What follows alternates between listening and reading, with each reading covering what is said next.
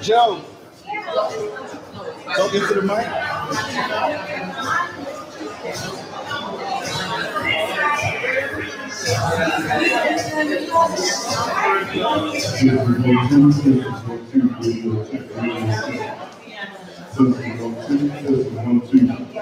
Radio check, radio check.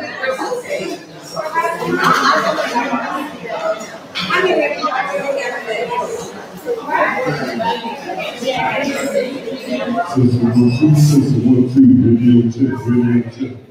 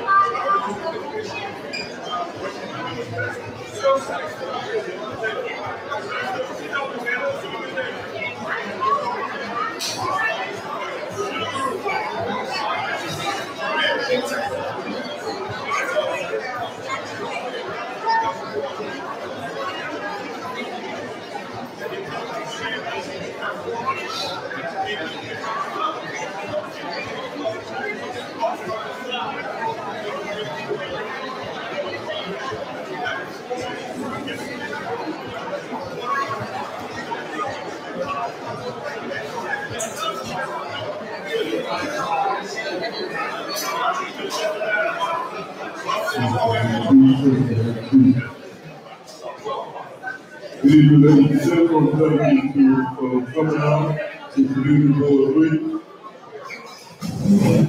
On this element, Dr. Simpson, I would just like to ask everyone, can you please turn all cell phones either off or either on vibration.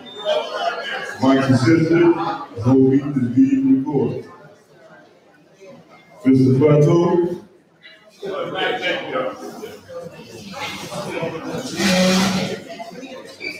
And also, we are live streaming on YouTube. So everyone be on your best behavior.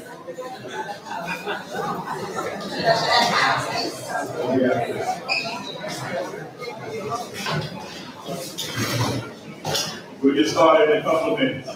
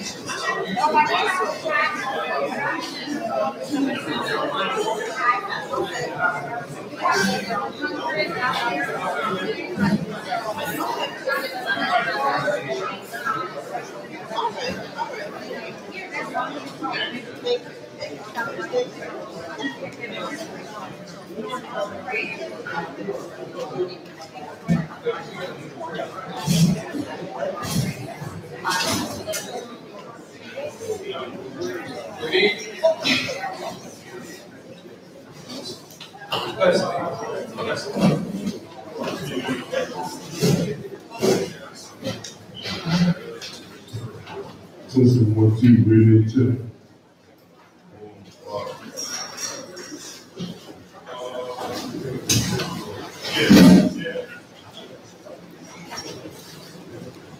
Good evening, my beloved community. We have a very long agenda tonight, and before we start, I'm going to ask one of our members to give an invitation here again.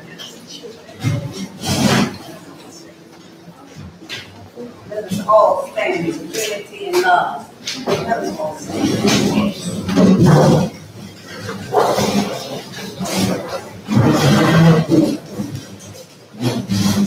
Almighty God, good. Almighty God, give us a very good and perfect gift. We thank you for our community meeting, community board 3. Let's all express here. We pray that they will help us to achieve the things that we plan on our outline, that we have before. Let's all officers and members of this board We pray for all. In the name of our Lord Jesus Christ. Amen. Amen.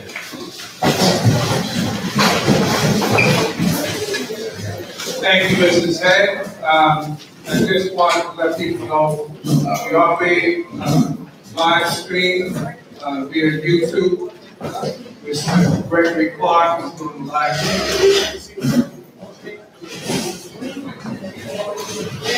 So let me just go to the agenda. I'm going to give some brief remarks after that. After my remarks, we're going to have acknowledgement of elected officials and community partners. We have the district manager's report. We're going to have 3 informational presentations. One from the Economic Development Committee. We have a representative from the New York City Department of Small Business Services. That will be followed by an informational presentation from the Health and Social Services Committee, and the presenter will be from Woodhull Hospital. Another informational presentation from the Health and Social Services Committee, from a representative from the New York State Nurses Association. We have 4 public hearings. The first one will come from the budget coordinator on our capital and expense budget. And we have a Housing and Land Use Committee public hearing on an application submitted for 895 Bedford Avenue. And we have 2 hearings coming from the Economic Development Committee for businesses that are seeking alcohol beverage control. After the public hearings, we will have community announcements, roll call, committee updates and resolutions. Do we have any resolutions from, okay. 3 resolutions.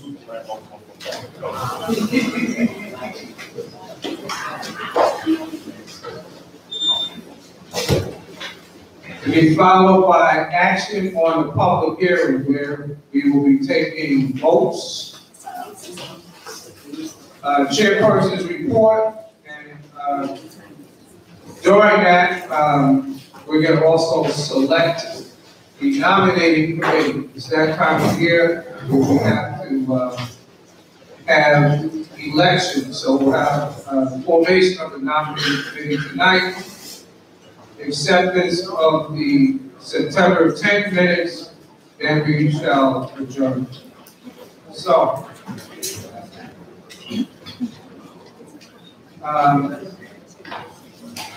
we're meeting this month in the community room. Normally, we're going to be meeting in the Billie Holiday Theater. However, this month, Billie Holiday Theater is preparing the stage for production. So, hopefully, and the district manager, this is breaking news because this just happened today. But hopefully, we'll be back in the Billie Holiday Theater next month. Just a little bit of board business. I received correspondence from Mrs. Doris Penn about a week and a half ago. She's going to be taking a leave of absence from the community board for 3 months. In addition to being the Housing and Land Use Committee Chair, Mrs. Penn is also a parliamentarian. So I've asked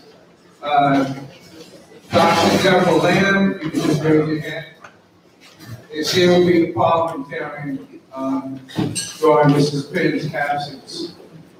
On October 20th, we'll be having a retreat for all community board members. We will have a representative from city planning to brief the board members on land use concepts. We will also have a presentation on budgeting, parliamentary procedure, and our bylaws. By the way, the bylaws can be found on our website. We have invited some of our elected officials as well. Members, please let me know if there's anything else that you would like to add to the agenda. We will start at 9 a.m. That's a Saturday. It should be finished by 1 o'clock. Again, that's October 20th. We'll be meeting in Restoration Plaza. I don't remember the room right now, but we'll send out an email reminder. That's October 20th from 9 to 1. That's for the board members. So I'd like to just briefly report on some of the activities I've been involved with since the last meeting. I normally attend the borough board meeting. We have one every month other than during the summer. The borough board did not meet during the month of September. The person who coordinates that for the borough president had a death in the family, so that board consists of all the community board chairs and all the city council members that represent Brooklyn. The October meeting will be taking place tomorrow at Borough Hall. That's also open to the public. I want to report back on the Vital Brooklyn RFP. So as of a week ago, according to Assembly Member Jermaine Wright, the Vital Brooklyn RFP has not been awarded. The RFP was issued by the state during the summer for the development of the site at Herkimer Street between Albany and Troy Avenue. The site is currently owned by Interfaith Hospital and is used for employee parking. In August of this year, the executive committee of the community board voted to issue a letter of support to East Brooklyn congregations for their proposal. They were the only group that had reached out to the community board as well as to Assembly Member Jermaine Wright regarding that RFP. The project will create a blend of affordable housing for senior citizens. On September 25th, I attended a press conference by New York City Controller Scott Stringer, and I see his representative here. Probably you need to say something about this. The press conference was on the affordable housing crisis, and it accompanied his office's issuance of a report. In the report, it stated that research showed that there were 1 million apartments under $900 that disappeared between 2005 and 2017.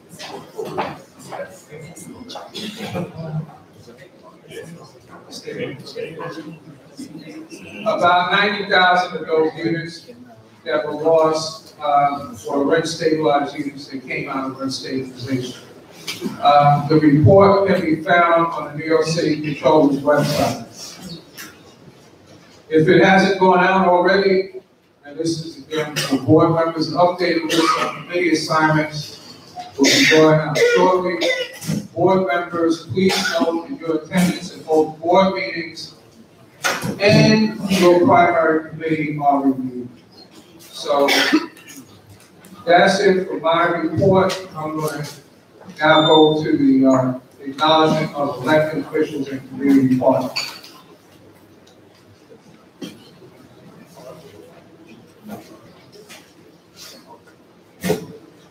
Okay, we're going to start with the Deputy Inspector Faison from the 81st Precinct. Good evening, everybody. I don't normally make them here. Hold it to the mic, please. Mike.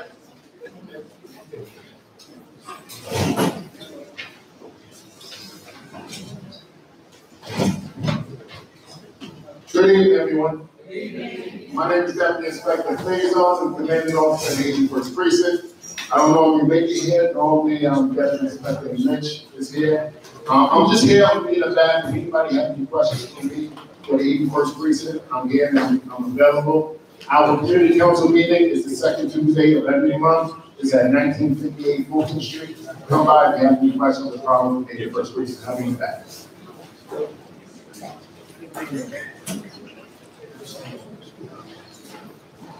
Next, we have Police Officer Charles, 79, please.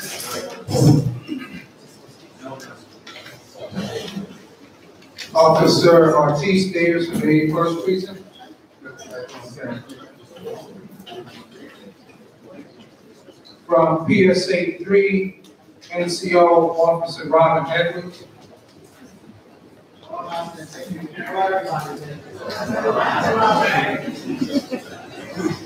And is Police Officer Nawaje, did I pronounce it right? Did I get it right? All right. Okay, now for our elected officials with their representatives, Representative Controller Scott Stringer, Nicholas Perry. Thank you. Good evening, everyone. My name is Nicholas Perry, and I bring greetings from our New York City Controller, Scott M. Stringer. And some of the latest work that our controller has been up to is has been in regards to property taxes. And I'm just going to give you a few facts. Our report shows that over the last decade, property taxes have grown at triple the rate of incomes. For families with incomes less than $100,000, it's twice as hard for them to pay these taxes than it was a decade ago.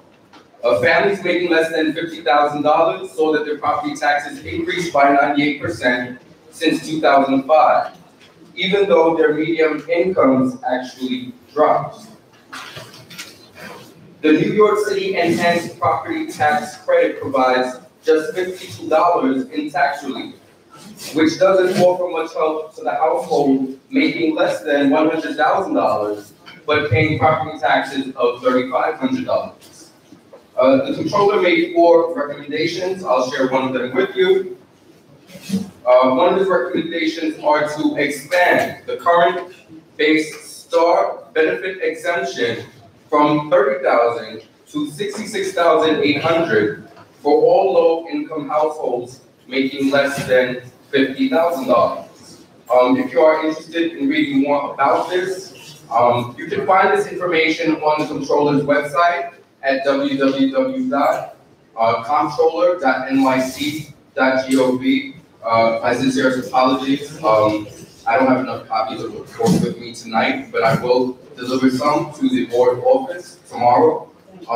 If anybody would like to request more information about this or any other report from the New York City Controller's Office, you can feel free to contact me directly at 212-669-3811. Thank you. Thank you, Mr. Burger. So in this order, and please, you can keep your remarks in 2 minutes. Sheldon Jones from DA Gonzalez's office, Jacqueline Wright Williams from Councilman Cornegy's office, Monica Ben, Chief of Staff for Council Member and Majority Leader Roy Kunkel, and Taekwon Coleman from Assemblymember Wright's office. Good evening, everyone. My name is Shelton Jones. I'm the Deputy Director for the Office of Public Engagement for Brooklyn District Attorney Eric Gonzalez. I bring you greetings from the office and executive staff. At the last meeting, I told you that on the 21st and 22nd of September, we will be holding another Begin Again event, which is the event that helps individuals with summons warrants come to a church and take care of them without the threat of arrest or without the threat of paying a fine. In addition, the DA also announced that he is moving forward to not only just look at those individuals who had low-level warrants for marijuana, but to actually see those who were convicted and have those records sealed so that they can move on with their life. So the numbers for the Begin Again event was we saw over 400 people who came through our door over the 2-day event. We were able to vacate 138 warrants.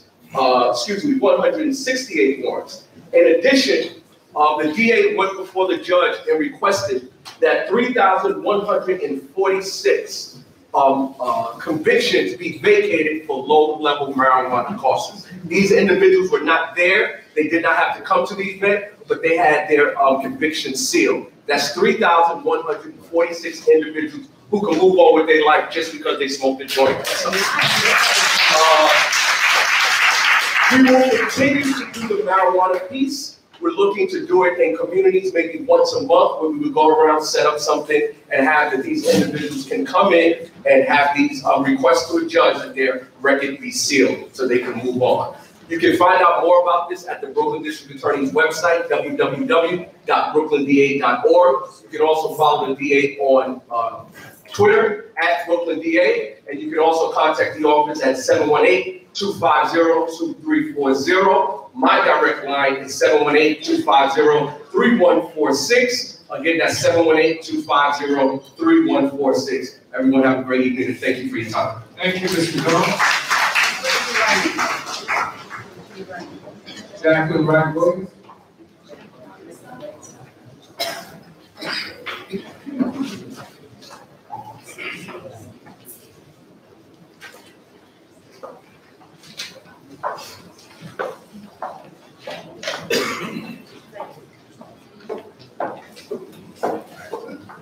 Good evening, everyone. My name is Jacqueline Wright Williams. I'm here on behalf of Councilmember Robert Cornegie at his office. I am his office manager. I just have a few announcements. I just wanted to make everyone aware of the different services that are offered within the office. We have immigration services that are available every other Wednesday and Thursday of the month. We have lactation services, which is open. We have a lactation station that is open to anyone that may have that need. They're open daily. We also have the New York City Tenant Support. We have someone from that office that comes in every other Friday from 10:30 to 1:30 p.m. We have the CCRB, which is the last Friday of the month. They come in from 4 to 6 p.m. All of our constituent services is available Monday through Friday from the hours of 10 a.m. to 4 p.m.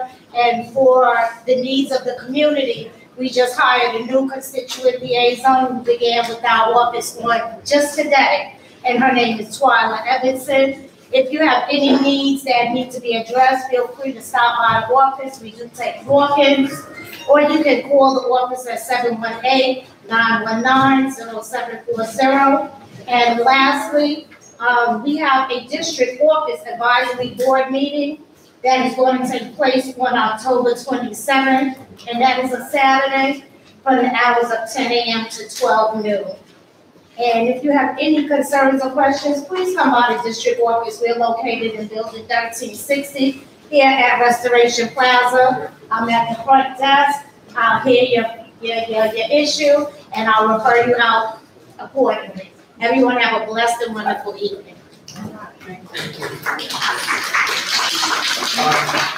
Board members, we do have a few seats open. Monica?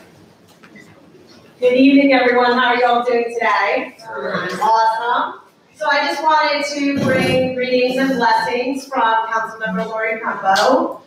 She is honored that this year she was able to become the majority leader of the city council. So among her peers and colleagues, they had elected her to be the leading voice, sort of right underneath the speaker. So it's been an honor and a privilege. I just wanted to come say hello, hear what's going on, continue to be a resource for our friends in and around CB3. On October 23rd, we have a community conversation happening at St. Joseph's College, and then in November, we have another one happening in Crown Heights. So if you're not on our email list, please join it. I'll be right over there. I have lots of cards. I'll take your email. If you have any constituent matters that you need on-the-spot constituent services, come over here and I'll start it with you, and we'll solve it right on the spot. And then I'll continue with you tomorrow. All right? Thank you so much for having me. Thank you. And I love coming here because you're all amazing. Thank you. All right.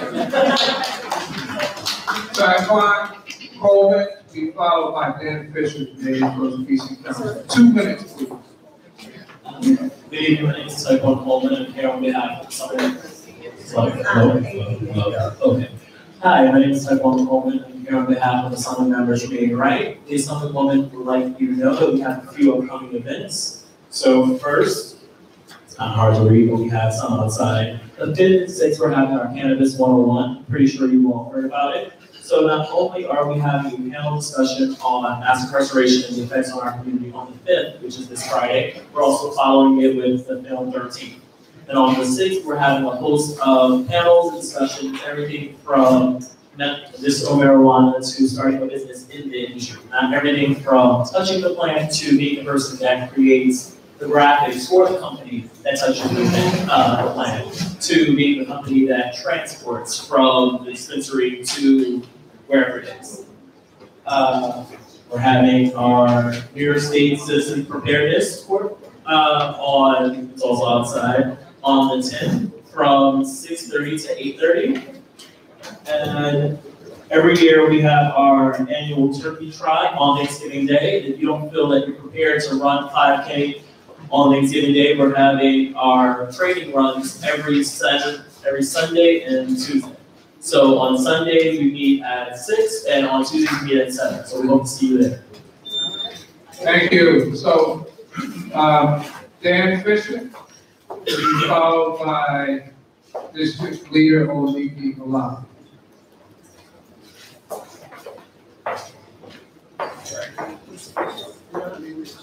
Good evening, everybody. How y'all doing tonight? Very good. I see they moved us back downstairs purposely because they didn't want me to go really crazy on the theater side. But I'm glad to see everybody tonight. I want to announce that our regular monthly meeting the 8th Precinct Community Council regular monthly meeting will be next Tuesday, October 9th at 7 p.m. at 1958 Oak Street. That's the multi-service center. We meet at 7 p.m. We always have reports by our executive board, and our outstanding Deputy Inspector William Faison gives his report every month without fail, and he's always there and has several representatives from his precinct. I'd like to acknowledge him again in the back, Deputy Inspector Winston Faison. Give him a big hand, everybody. He and his team are doing tremendous work in the community, along with folks just like you who report things that happen. So we all do this together, and that's what we always preach.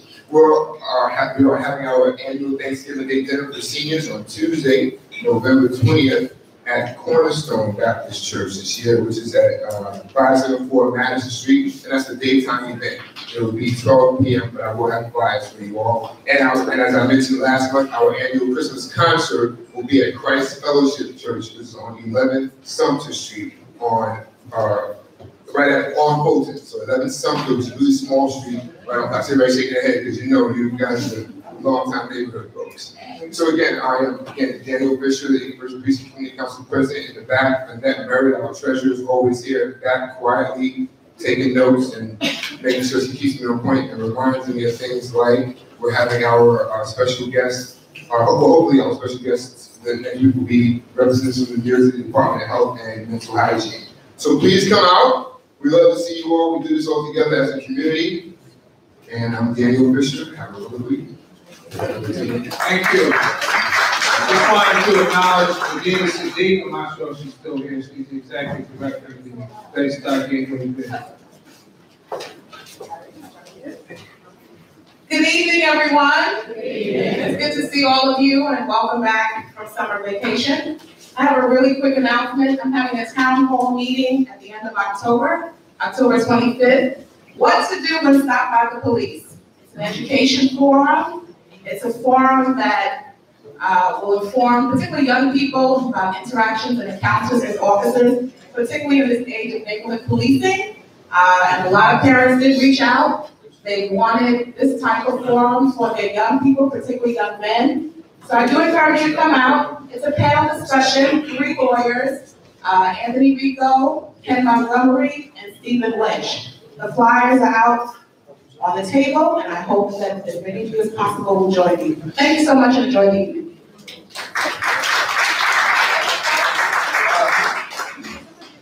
There's a few community partners. I'm not sure if they would like to say something, but from the Brownstoners, President Brownstoners Lynette Rogers. And if you could please be prepared in this order. Maximum of 2 minutes, please. Vieira Roberts from Brooklyn Academy High School. Nicole Reeves, Omaha Holloway from Bridgewater Valley. Good evening, everybody. It's October, and October means what? Bed-Stuy Alive and House Tour, absolutely. So, the flyers are outside on the table. Please take them, share them with the members of your community, your block associations, your churches, your friends and family. The Bed-Stuy Alive event is Saturday, October 13th. That is the day when we honor members of the Bed-Stuy community, our shop owners and our various vendors that come out and sell things. Please come out. It's a very special and important day where we honor economic development in Bed-Stuy. The following Saturday, because of course it's a whole week of celebrations from the 13th, and on the 20th, we top it off with the house tour, annual house tour. Brownstone is in the house. We have 10 homes, businesses, and a gallery for you to see. It is $20 for the fair, for the event, the house tour, and that is scholarship money. That money goes to scholarships for students graduating from our community school boys and girls, as well as the Old Boys High Open Academy. So your money is well spent. You have a fun day and a good time. Don't forget, Bed-Stuy Alive, October 13th. House tour on October 20th. The flyers are outside. They should be all gone by the time I leave today. Thank you. Vieira Roberts and Nicole Reeves from the Brooklyn Academy High School, followed by Omaha Holloway, followed by Naiva Graves Moore.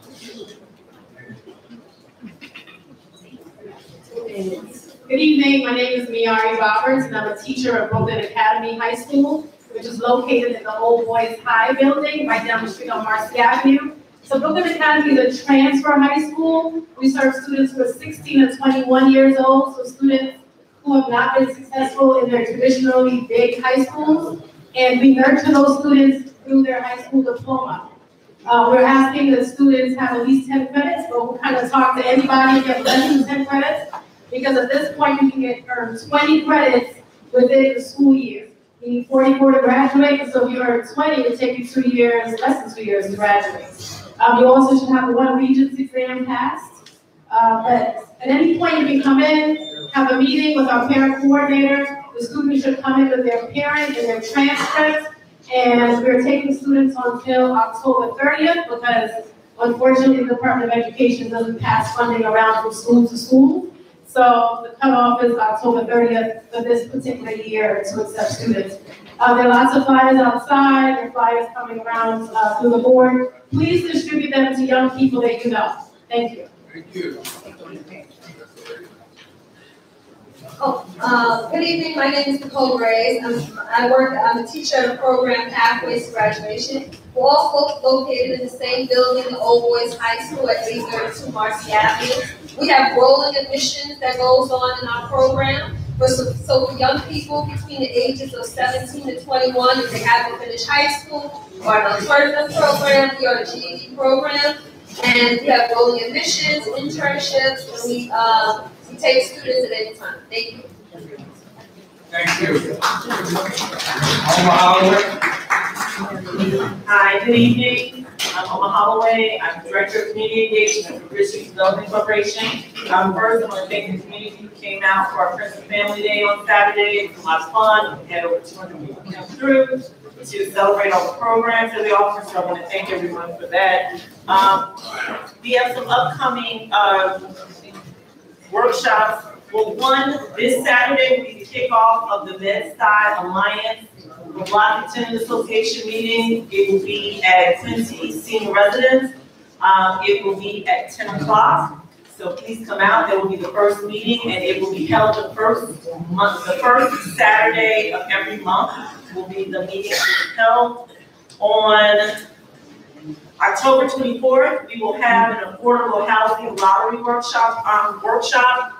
So it will be held at Quincy Senior Residence. So if you are interested in applying, submitting your application on Housing Connect and to increase your, possible chances of getting one of the lottery apartments, please come out and learn more on that workshop on October 24th. On October 17th, I will be hosting a workshop on how to start or revitalize a block or tenant association. This will also be an opportunity for anyone who wants to know how to start their own 501c3, either as a block association or nonprofit. I will be hosting this on October 17th from 6:30 to 8 p.m. This will be at Bridge Street Development Corporation, 45016 North Street Avenue. Thank you. Is Naila Graves name? Hey, everybody. I've spoken before. I'm the president of Mid-County. Oh, sorry. I was loud enough. Hi, I'm Naila Graves Mance, the president of the Mid-County Friends Group. So we're having a Halloween show on October 31st on Halloween. I mentioned it before. We're shutting down the block. It's going to be similar to the show that went on Clinton Hill the past 20 years on Clinton. We're no longer doing that. The lady sold her property, so now we're bringing it to the library. And we need your help. I need somebody to play Black Panther. I need somebody to play, you want to play? I need you to play Coy. He's our main character. He's 13 years old, about your height. Can you do it? Yeah. Okay, I need someone to do that. Thank you. What's your name? I'm Naila. We'll talk soon, okay? You got an audition? He can just do it. I think he has talent. He raised his hand, you got it. So I need somebody to play Black Panther. I need somebody to play a teenage girl and another teenage boy. So if you have friends, please let me know. I also need community members to make costumes, help build the stage, give me some money. And so starting tomorrow, we're going to be going around to community businesses with a pumpkin. If you see that pumpkin at the bar or anywhere, and you have $1, just please throw it in there. All the money is going back to the library. Half of the funds will go to this event, and the rest of it will go to the community programming for the library. And I think that's all I have to say. So October 31st, come to Maycon between Lewis and Stuyvesant, between 4 to 8 p.m. Thank you. Our district manager's report, given by Mr. Henry Martin. Good evening, everyone. I'm going to give an abbreviated report. We have such a long agenda. The district manager report is actually, every board member should have one, and for the public, it's on the blue form outside. Real quickly, at our monthly borough service cabinet meeting, we had Department of Health gave a report on the opioid crisis in Brooklyn. Just some quick numbers. These numbers from 2016. So that Brooklyn had 314 overdose deaths. And New York City overall had 1,425. Brooklyn overdose death was 14.9 per 100,000. The city was 20.7 per 100,000. Bedford, Stuyvesant, and Crown Heights, there's a type of Brooklyn, but it should say Bedford, Stuyvesant, and Crown Heights combined for 42 overdose deaths in 2016. East New York had 42 overdose deaths. The Coney Island, Sheepshead Bay area had 41 overdose deaths in 2016. So in 2017, the city did launch Healing NYC, which is a comprehensive plan to address the opioid city crises. Also, underneath that will be the district service cabinet meeting update that you can all read. I just want to mention briefly, went to a meeting last Friday with Community Board 4, which is Bushwick, with the A4 precinct, which covers the Bushwick area, and several business leaders over there, focusing on the Myrtle Broadway corridor. As we know, that's been an area issue with K2, with the opioid crisis. We share that border with CB4, Bushwick. So we got together. It's going to be a continuous group meeting to try to come up with some plans, working with the Department of Health, Department of Sanitation, Department of Transportation, Community Boards, 84 and 81 precinct. 81 precinct covers Bedford Stuyvesant to try to get a handle on the situation that's going on Myrtle and Broadway. Just a couple of flyers to make you aware of. The 2019 Love Your Block grant applications are about to come out. So this flyer is out there. So if you have a block association, or tenant association NYCHA, anyone from NYCHA, you can apply for this also. To the board members, you should have a statement from 32 BJ about 895 Bedford Avenue. So, chance to read that before the public hearing starts. And your board members, you also have the resolution in your package pertaining to the report that we give about NYCHA, New York State Nurses Association. Of course, I will be around if anyone has any questions. You know where to find me. Thank you so much. Thank you, Mr. Butler. We're going to move on to informational presentations, and we have three. The first one is coming from the Economic Development Committee. The presentation will be introduced by the Chair of the Economic Development Committee, Mr. Taiwan.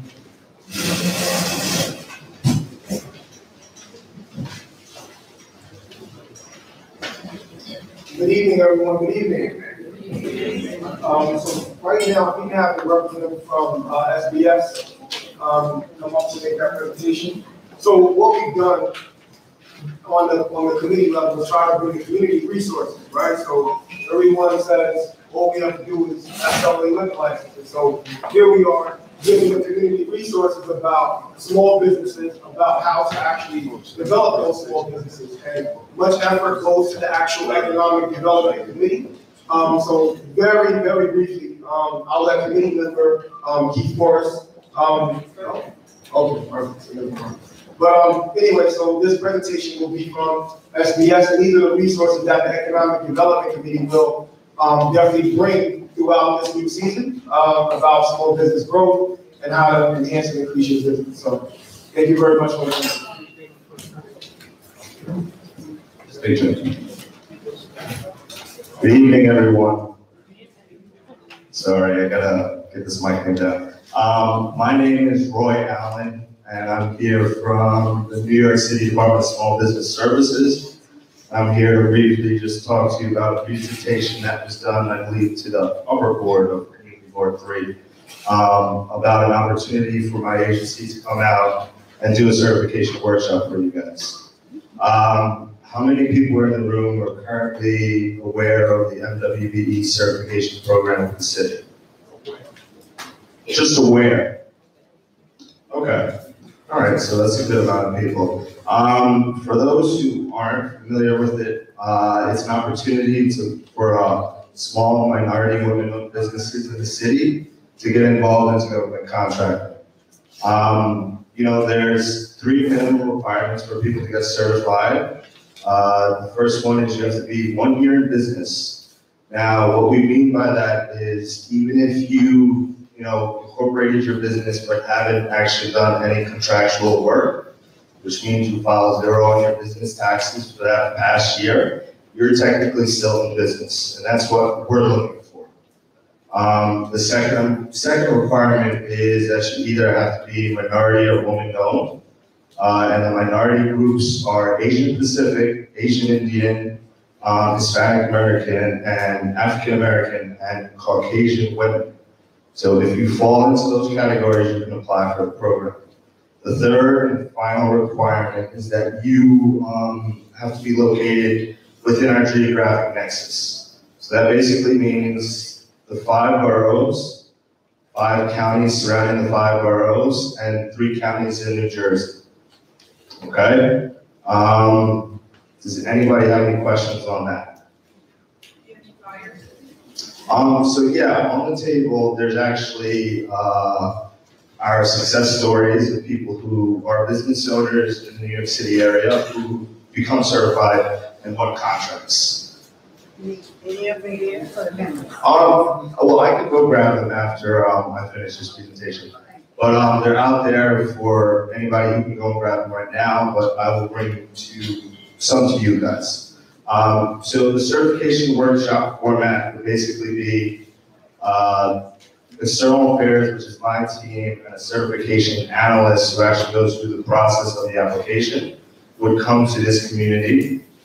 We would present on other SBS services that are available for certified and non-certified firms, and then the analyst would actually go through the actual application. So from start to finish, they'll tell you how to get registered with the city, what documents you need, answer all the basic questions. And then once you were finished with it, the hope would be is that we do a follow-up workshop where we can have another analyst come out and sit down and actually go through the process. Any questions on the information so far? When is it? So I don't think. Oh, okay, I'm sorry. So we're gonna do the questions at the end. Actually, for informational presentation, we don't normally have questions, but people can talk to you after you finish your presentation. Yeah, okay, so once I'm done with my presentation, which I'm wrapping up right now, I'll be over there in that back wall. But before I finish, I just want to give everyone my phone number and email, because I don't think I have enough business cards. So I'll start with my phone number. My phone number is 212-618-8947. And Roy and Alan. And my email is my first initial R, last name Allen, ALLEN, at sbs.nyc.gov.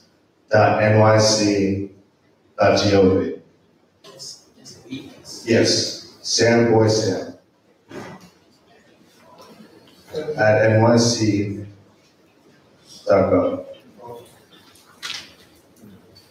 All right, well, thank you very much. Let's give Mr. Allen a hand. And he'll be available, you can see him, he'll be in the back. We're gonna move on to our second informational presentation. The introduction will be given by the Chair of the Health and Social Services Committee, Ms. Edna Johnson.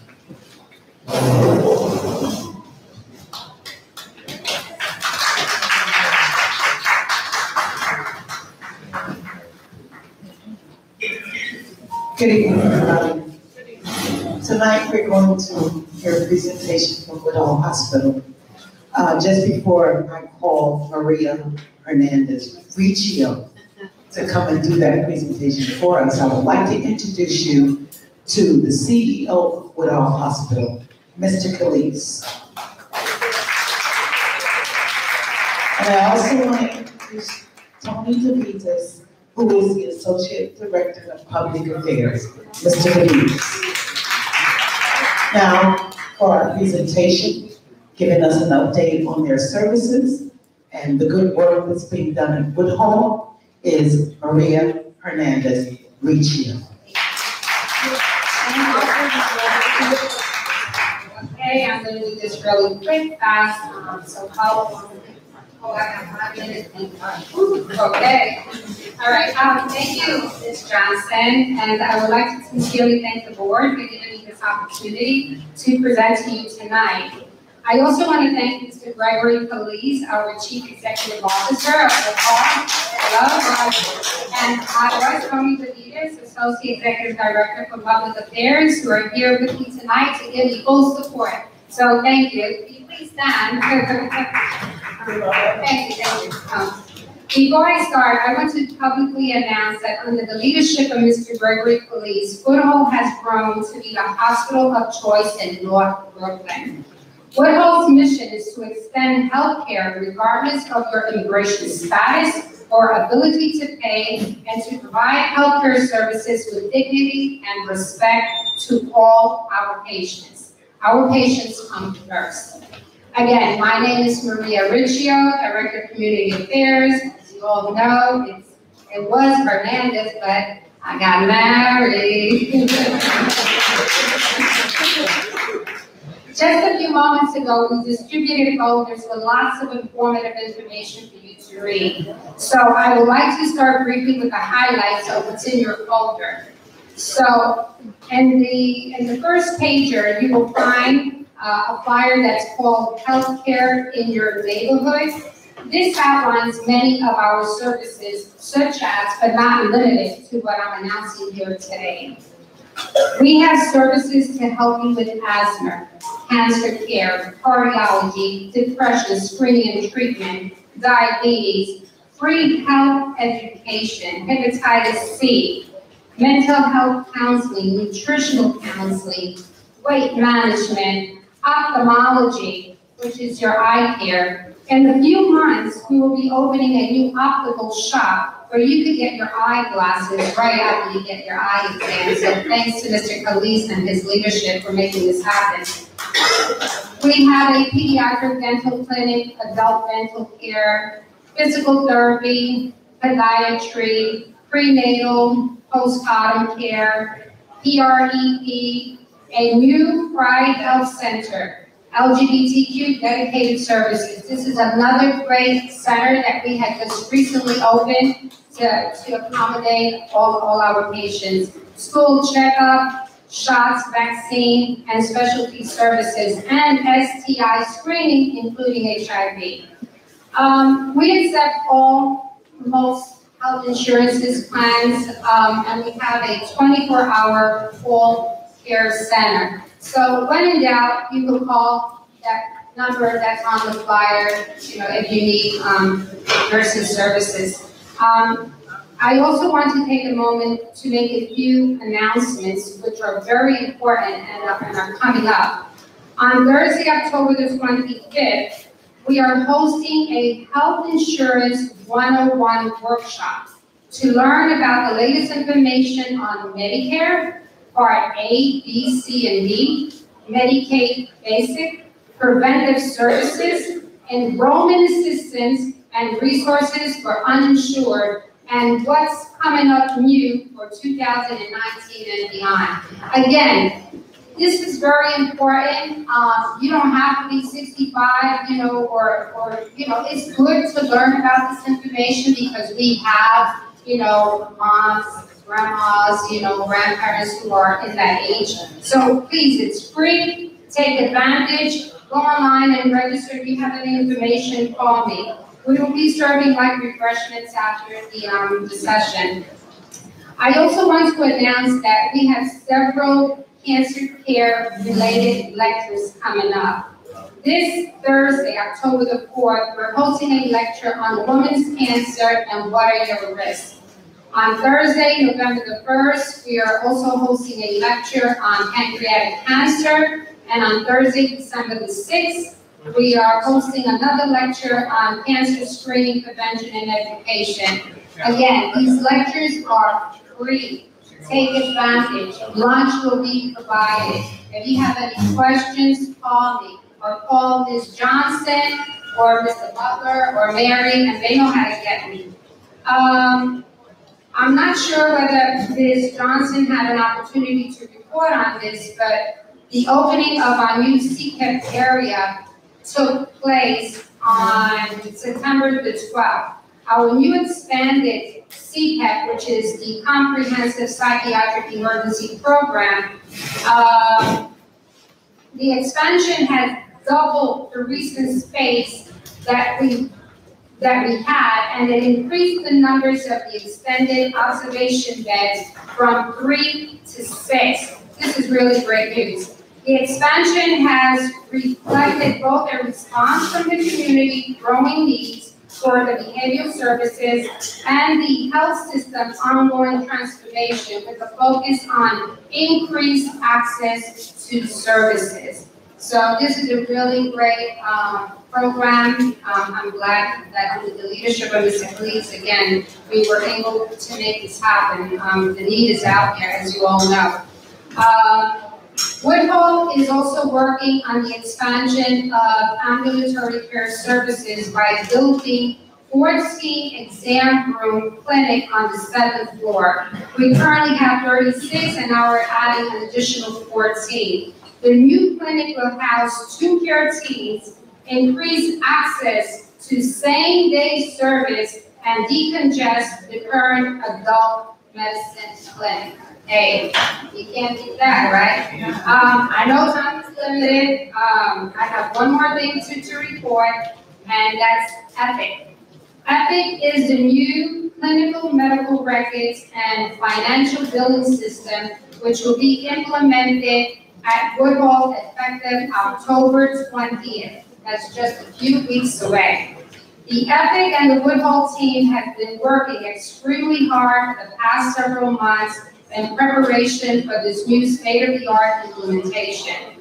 Most of our computer hardware has been upgraded, and the staff continues to be trained on this new system. So far, we're on track and we're scheduled to go live on October 20th. As you can see, Woodhull is doing a lot of great things, and in your folders, you will find the most recent community newsletter, both in English and Spanish. So please take an opportunity to read it. It has a lot of great information about what's happening at Woodhull.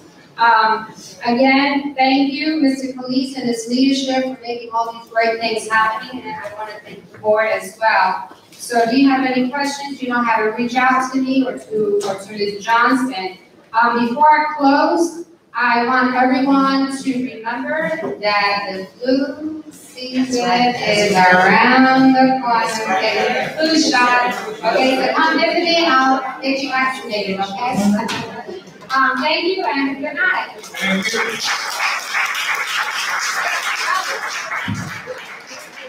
You gonna be here for a little while? Yeah, I'll say it right. Okay, if anybody has any questions, Mr. Nance will be here for a few minutes. Next presentation is also coming from the Health and Social Services Committee. And the presenter will be introduced by the chair of that committee, Edna Johnson.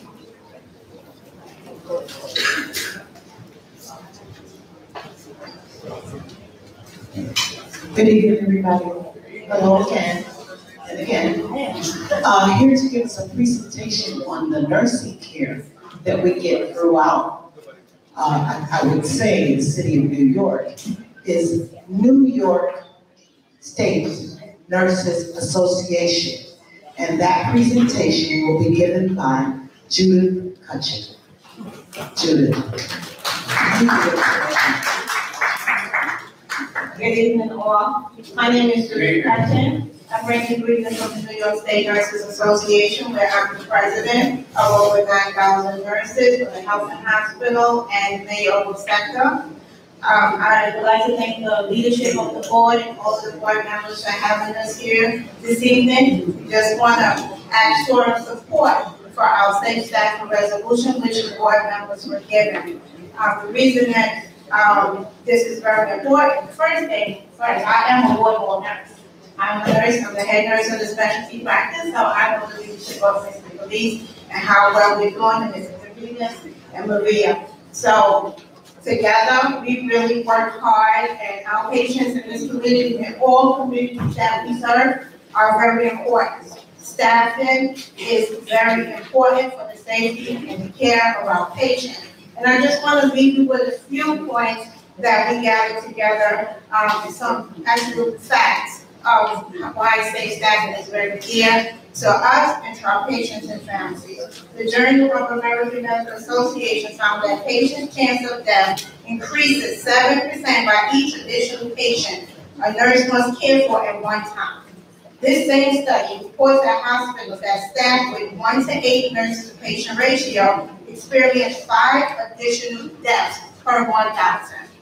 Patients in those staffing with 1 to 4 nurse patient ratios. This has been proven in the state of California, where they have increased their staffing ratios. Not only did it increase the safety of the patient, it increased the revenue for the communities. On April 15, 2018, Governor Andrew Cuomo directed the New York State Labor Department to issue a mandate to all hospitals in the state of New York to support safe staffing levels that ensure the highest quality of care.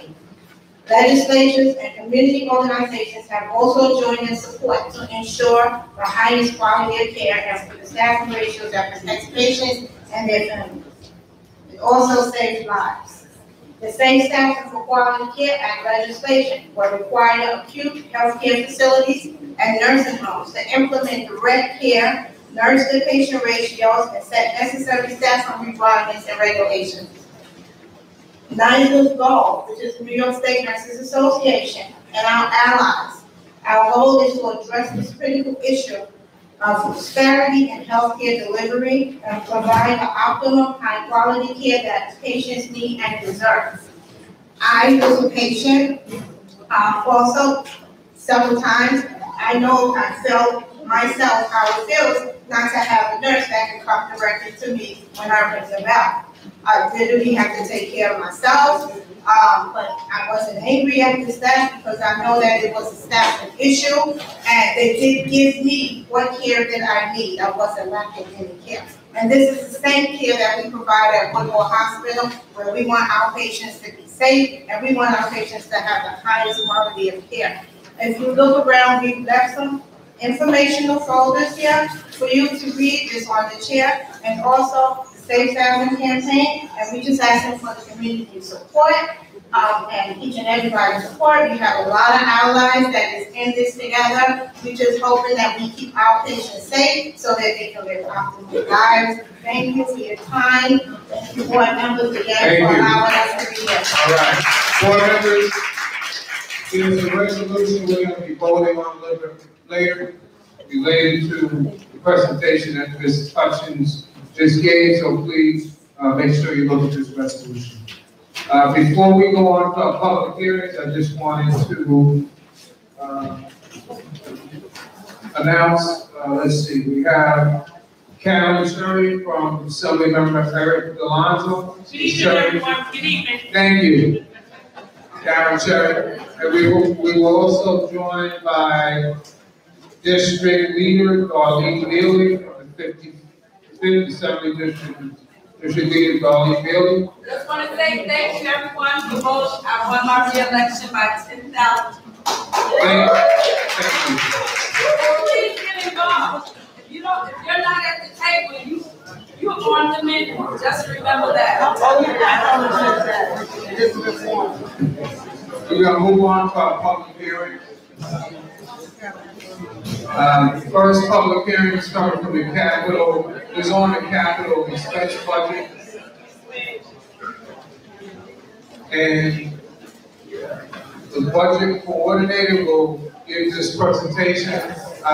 There is a second budget coordinator, that's Anthony Busserette. You want to join her? No? Okay. Good evening. Presentation will be given by TJ Wilson. All right, good evening, everyone. Good evening. It is budget time again. Everyone should have seen at the table this green, gorgeous paper for you guys to fill out. Tell us what you're looking to do for the next budget season. So tonight I'm going to review just a couple of items that were on the budget that kind of passed of our top priorities. The first one is the upgrade we asked for an upgrade of existing facilities for the homeless. And that was the Sumner Avenue Armory. We asked for some movement to find out what's going on, to get a feasibility study. And that was the Department of Homeless Services response was, DHS has restructured to better monitor capital and maintenance related to issues, and that may develop at shelters. And additionally, we will be having a feasibility study done for the armory, so that it's not just a homeless shelter. The second was roadway maintenance. The location was Hancock Street between Tompkins and Marcy. We asked for that particular street to be repaid, and this project is actually in design, is going forward through the Department of Transportation. We also have another street, another roadway, McDonough Street between Malcolm and Stuyvesant. There was a request put to the Department of Transportation to do some trench restoration on that site. And DOT has requested funding for this project. So we'll be watching this closely.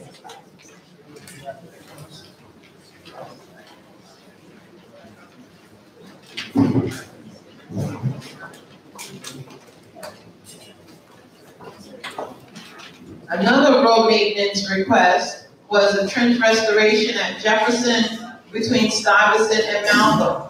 That also DOT has also requested funding for this project. And we'll be watching that request closely also. Additionally, there was a request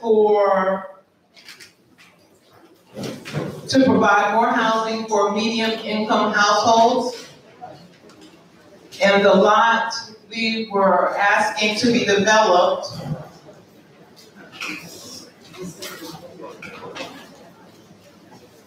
where is it? My apologies, I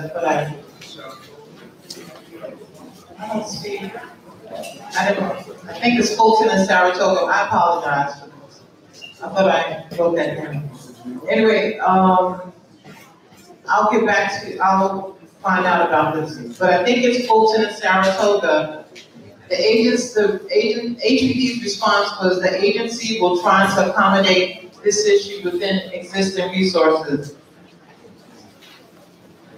Our request was to ask for a selection of development projects which will offer the community affordable housing, expanded retail access, and strong youth services. It's currently supported by the Bedford Campaign Against Hunger, and we're waiting for funding. We're waiting for information from HPD. One of the last things of the top 10 items on our request was the reconstruction or upgrade of St. Andrews Park. The Department of Parks responded that the funds are insufficient for this project, and they're recommending that we reach out to our city officials and such, which we are in the process of doing and we will continue to do. And last,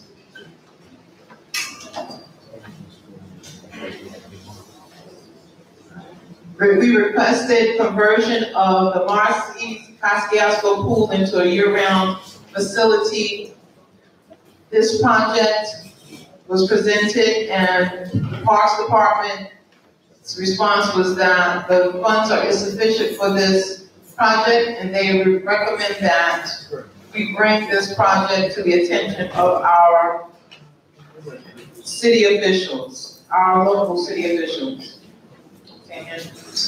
Oh, and also we requested a repair and upgrade to reopen the Bedford Avenue end of the Nostrand Avenue AC and train stations.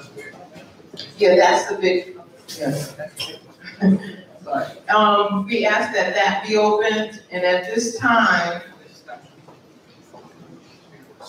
we're waiting for Transit Authority. Transit Authority has told us to contact them directly for an update on this situation. We have some more stuff to do in reference to this. I'll follow up on that.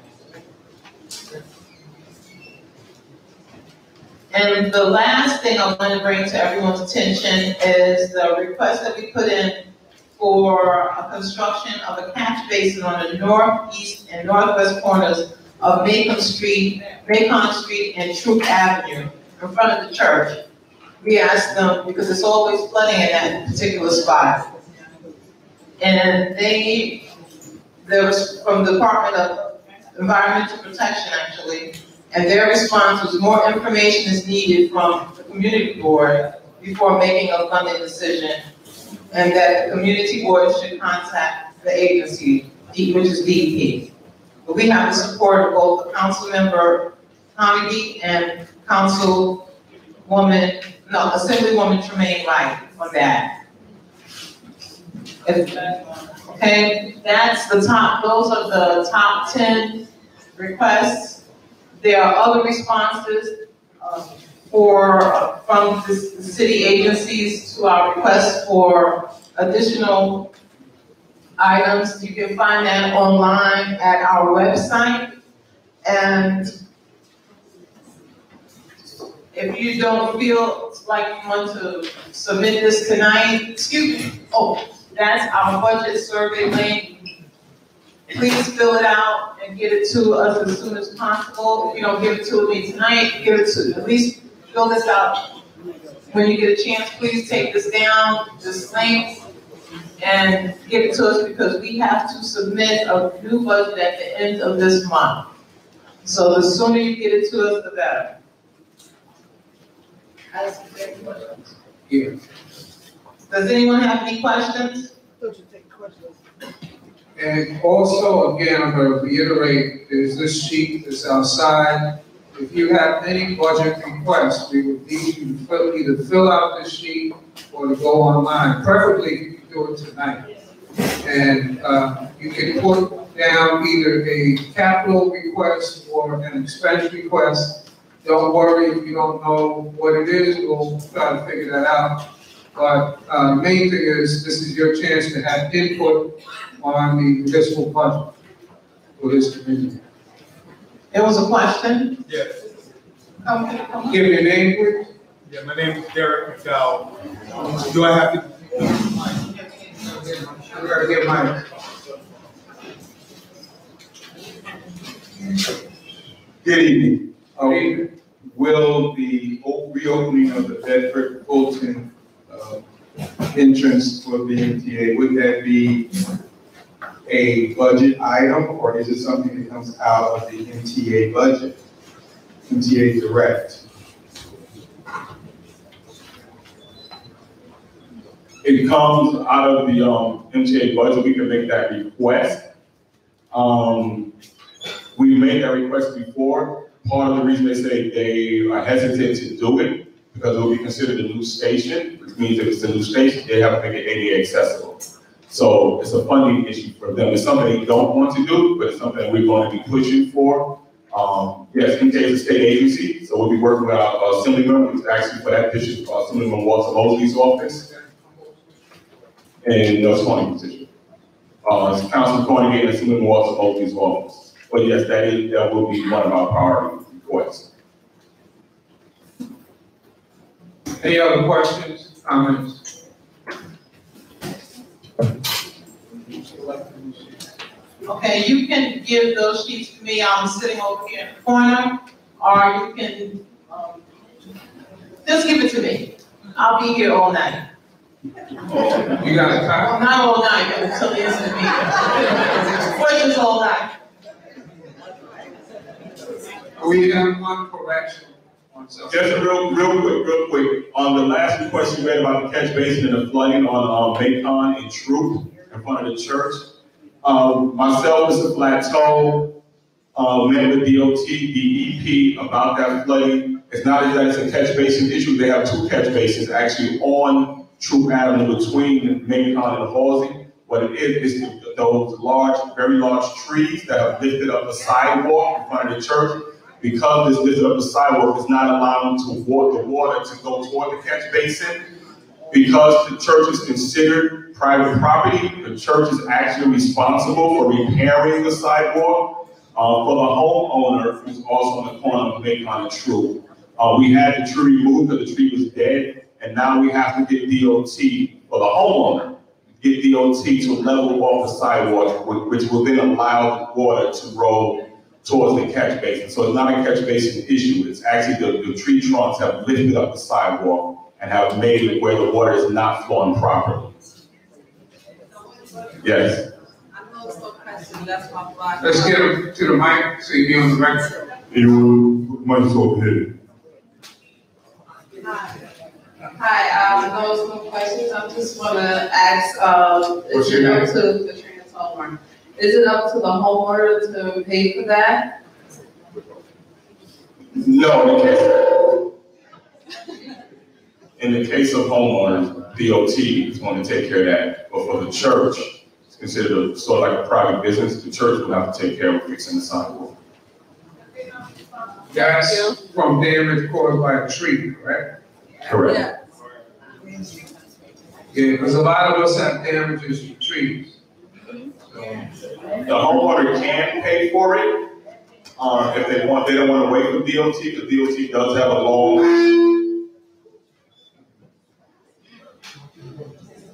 DOT does have a long waiting list. All right. Thank you.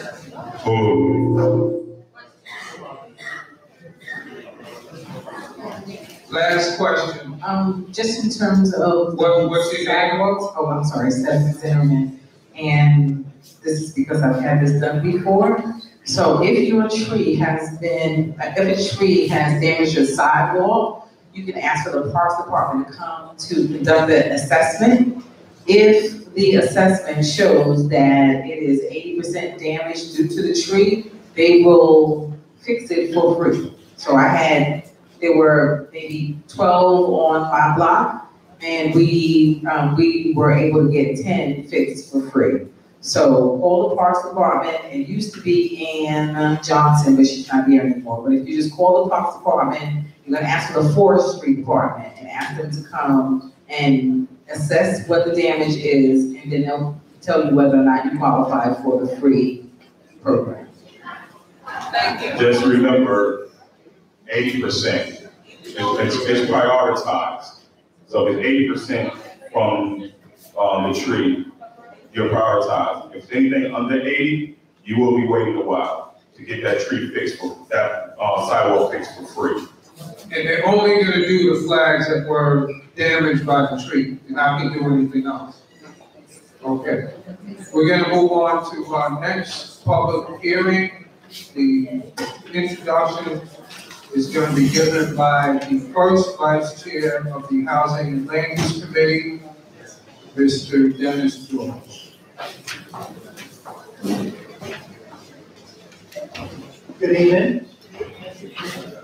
In the matter of application submitted by 895 Bedford Avenue, Realty LLC, pursuant to section 197-C and 201 of the New York City Charter for amendment to the zoning map, section number 17A.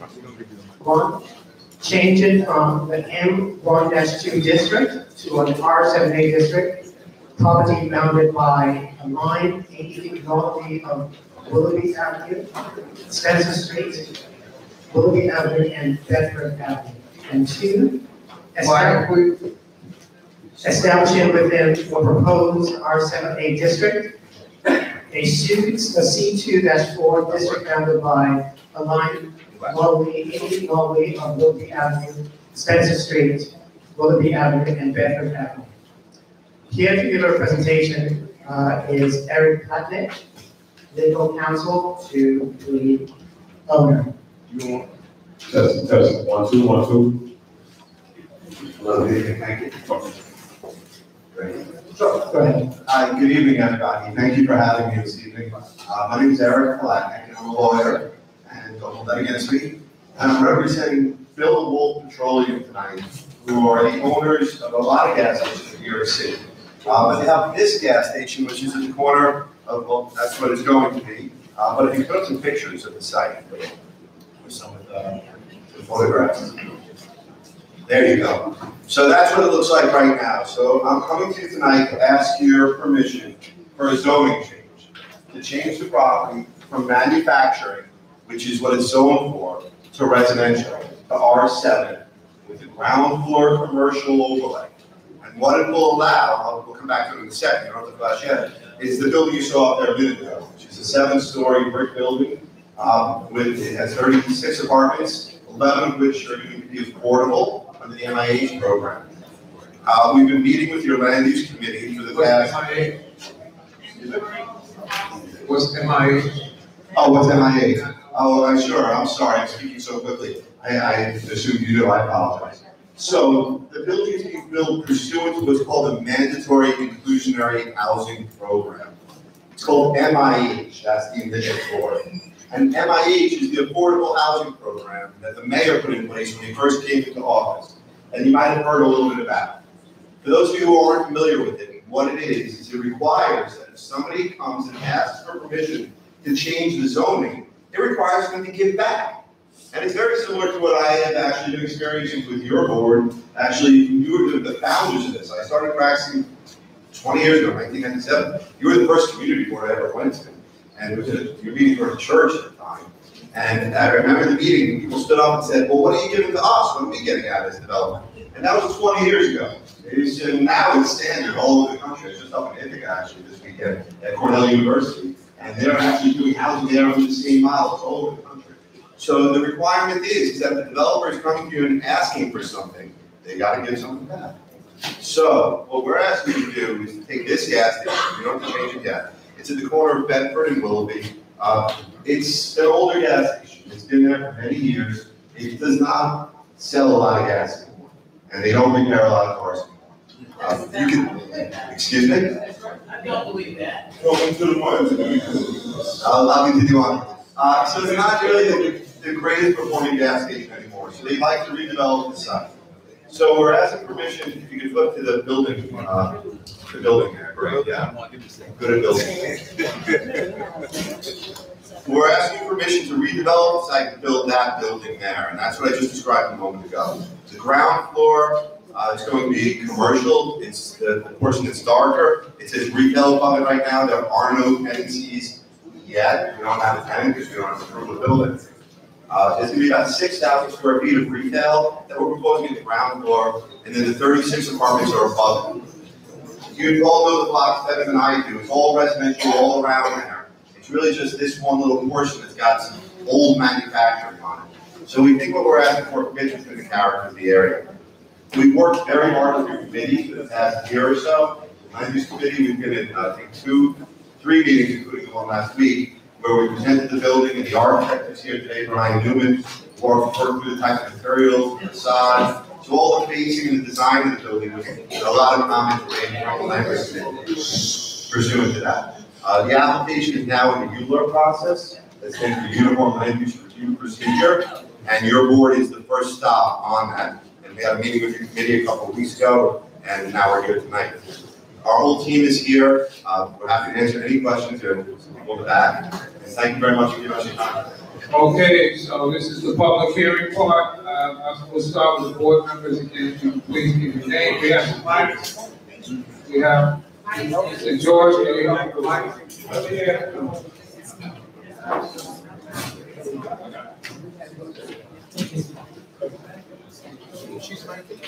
Members first. Board members. Yeah. Okay. I want to revisit. What's your name? My name is TJ Wilson. Revisit that comment that you said that you don't sell a lot. You don't sell a lot of gas. The station is a very what's called an underperforming station. They don't meet the minimum quotas that they're required to sell for Shell Oil Corporation. The service station that's there, where the gentleman repairs cars, he can't even pay his rent there. They are letting him stay there. He's been there for a long, long time. The problem we've got now is a couple of different things, which we all know about. First of all, you got Uber. So everybody that's under 30 isn't really driving that much. The second thing that's really hurting us is the repairs of cars. A lot of cars now are not built poorly, built well. They used to be built poorly. So the cars aren't breaking down as much. So all these different things, although you might not find it easy to believe, the site is in real trouble. It's not operating much longer as a gas station, regardless of what you get behind it. So it's having trouble as a gas station. Okay, we have a question over here. Hi, Janelle. Hi. I have 2 questions. You started your presentation saying that when developers come to these neighborhoods, you're asking for something, that you're offering something in return to us. 1, what are you offering to us? 2, what type of jobs are you going to be providing to the community? I don't mean the jobs where you see the person just putting out phones. I'm talking about jobs where managerial positions. What type of positions are you offering? Well, it's not the give back first, what you were asking about. That was what I was referring to there with the mandatory inclusionary housing program. which is the affordability component. With respect to the jobs, it's a regular affordable apartments. Excuse me, there'll be 11 affordable apartments. 11, there's 36 out of 36. So approximately a third of the apartments approximately. Are they going to have the same entrance? Everything is 100% the same, 100%. There's no quote unquote corridor or separate entrance for anything.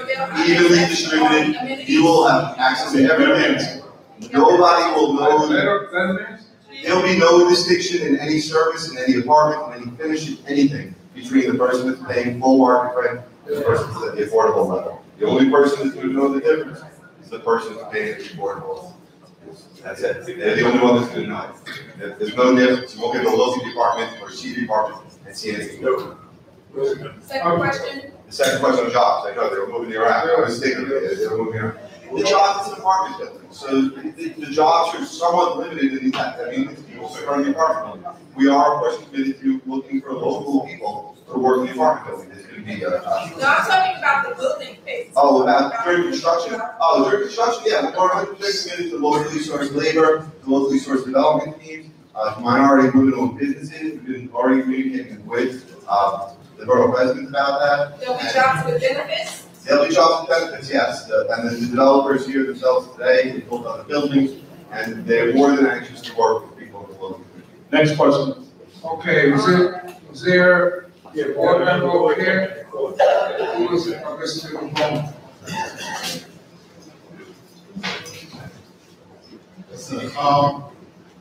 My concern is parking. I know people are going to visit people going forward, like you said, but let's just assume out of the 36, you have 18. Can you hear? No. I'm here. Sorry, my question is around parking. How are you going to address parking?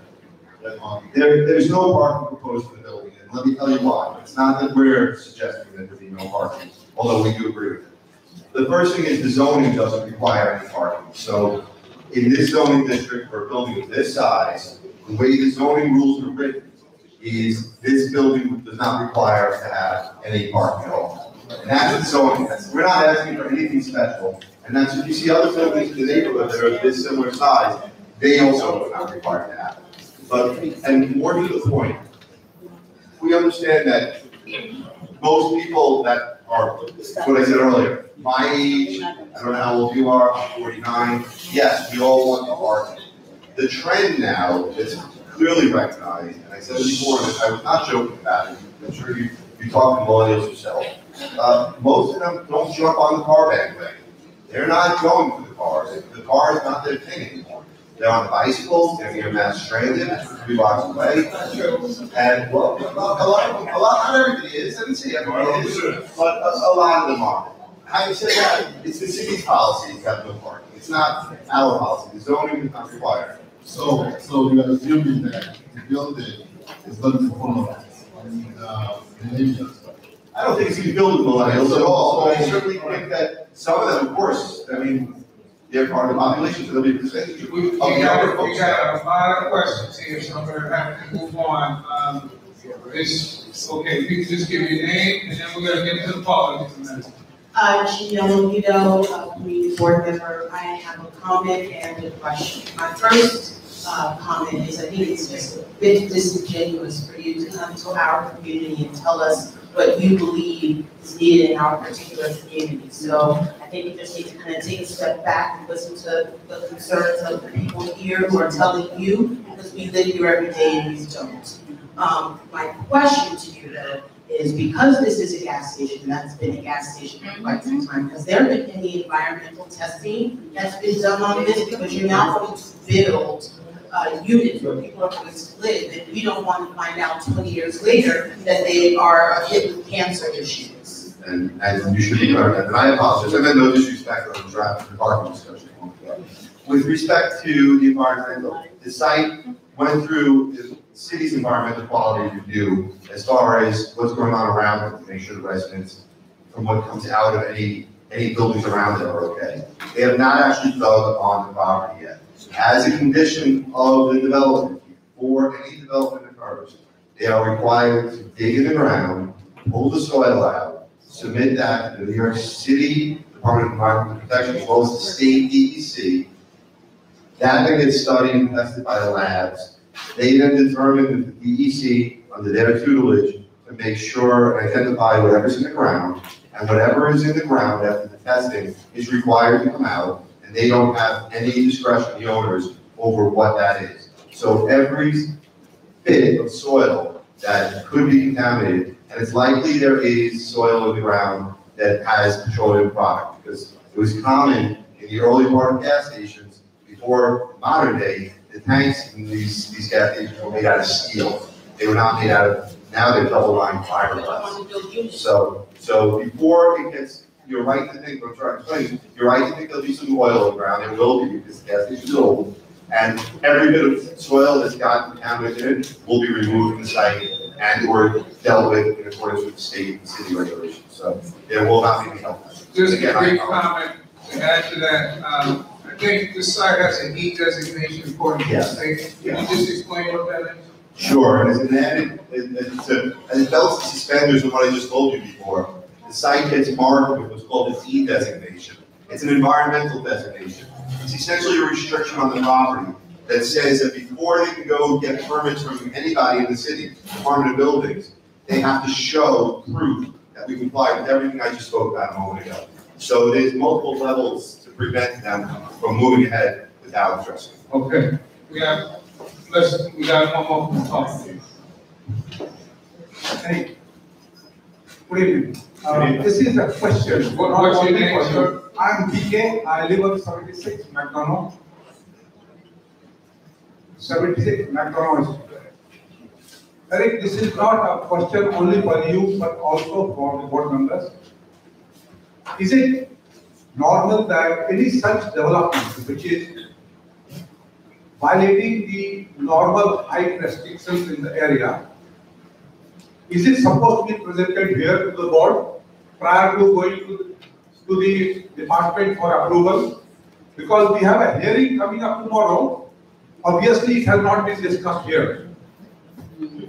Well, this is one. The other is, in case the height of the building is in discontinuity to the heritage line, to the landmark area, is it something that should be? Okay, sir, I'm sorry. This does not have anything to do with landmarking. They want a zoning change on Myrtle Avenue from. This is why I said that it's not a question only for Eric, also for the board members. It should not so happen that during the hearing, I'm told that why did you not discuss this in the board? Oh, in the borough. Why you discussed it in the borough?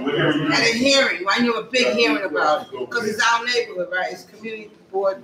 So hearing, we are having a hearing now. Right, but he wanted it like at the borough office, like. He wanted it on a bigger scale. Okay. It's by community. Oh, okay. Sorry. Hi, my name is Orlando Ross. I live in the area. I'm sorry, I was looking over there. It's okay. Yeah. Thank you for coming to the board. I'm sorry, what's your name? Orlando Ross. I work with community, the Economic Development Committee. So thank you for coming and presenting. I just have two concerns that you might want to think about this. Brooklyn, Bedford Avenue already has two developments already going on, and they're not even finished yet. And there's a third one coming up in North Street. There's going to be a definite impact of gentrification into the neighborhood. And this is a definite problem that's going on with the community. Now, 11 apartments versus how many? 36? Out of 36. That, when they're asking what are you giving back to the community, they want to have apartments. They want to be represented in that population more than 11. I know there's certain rules, but when you say these things, I'd like to know, what are your statistics when you're talking about, I just want to make that comment. What are you saying about the actual gas station? Because there are taxis that use that. Ubers have to use taxis. They have to get gas from the taxi stations. So maybe what needs to happen is that they need to help that station develop themselves, or maybe there's a way you can partner with them without wiping them out. That's all I'm asking. Okay, I see. Your question is why don't they keep the gas station? The gas station. My question is where is the gas station? Okay. The gas station. Also speak to the gentrification.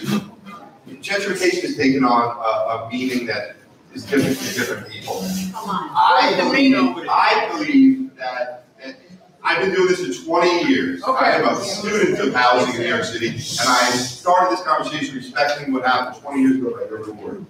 I think gentrification is not the real issue. I think the issue is that there's simply not enough housing in the marketplace for everybody. So it's supply and demand. So because you said there's 3 apartments, those 3, that's not even developments. That's not even, that's a drop in the bucket what New York City really needs. We need tens of thousands of units. It's not just this community that's being crushed. Now, it was just this community 20 years ago when I first came. Now it's the whole city, it's everybody. It's kids coming out of college don't even get into these places. So my answer to you and to everybody in the city is if you let the people build and you let them create something with your input that designs it the way you need it, that will solve the problem for our children. Because when I drive around and I look at the housing that's in place in New York City right now, it disgusts me.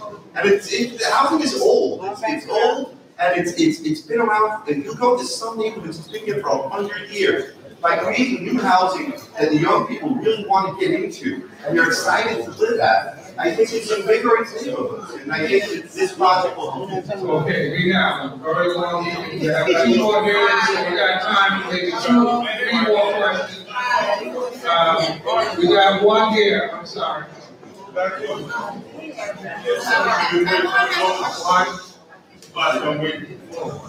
Hello, good evening. My name is Chrismita Johnson, and I've lived in the Bedford Stuyvesant area for over 35 years.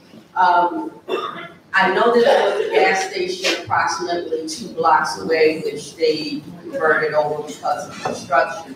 My thing is the Bedside area does have individual home owners, so as you develop these larger buildings, the concern you mentioned that it will not affect parking. I can tell you, I live on Quincy Street where they develop large buildings like that, and parking has become a problem. So my thoughts or my question is, are you considering, if this is passed, considering to, 1, possibly increase the number of units to make it affordable for people that live in the community to continue staying in the community?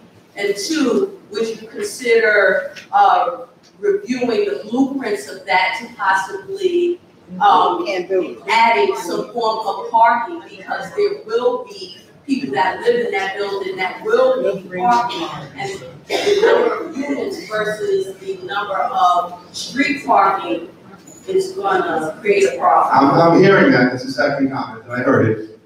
No to the first question, yes to the second question. Yes to the parking, no, we can't create any more units. The reason why we can't create any more units is not because I don't want it. It's because the zoning that we're asking for, there's only so much floor area to get out of the zoning. We have to use every square inch of floor area. And the portion that's going to the affordables within that floor area. So there's no mechanism to create any more units within the building.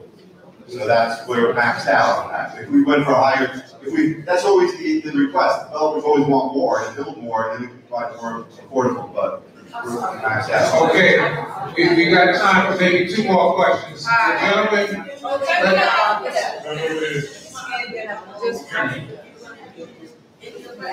The story at the bottom to support the Bedside area, so that way those The question she was just finishing up with, and if I just may just address her, she was just asking about, again, the question about, it ties into yours, not with the jobs a little bit, but just about being local and getting businesses. The Wolves are here, they're in the back, they're the owners of the site, they've got a lot of properties in Brooklyn.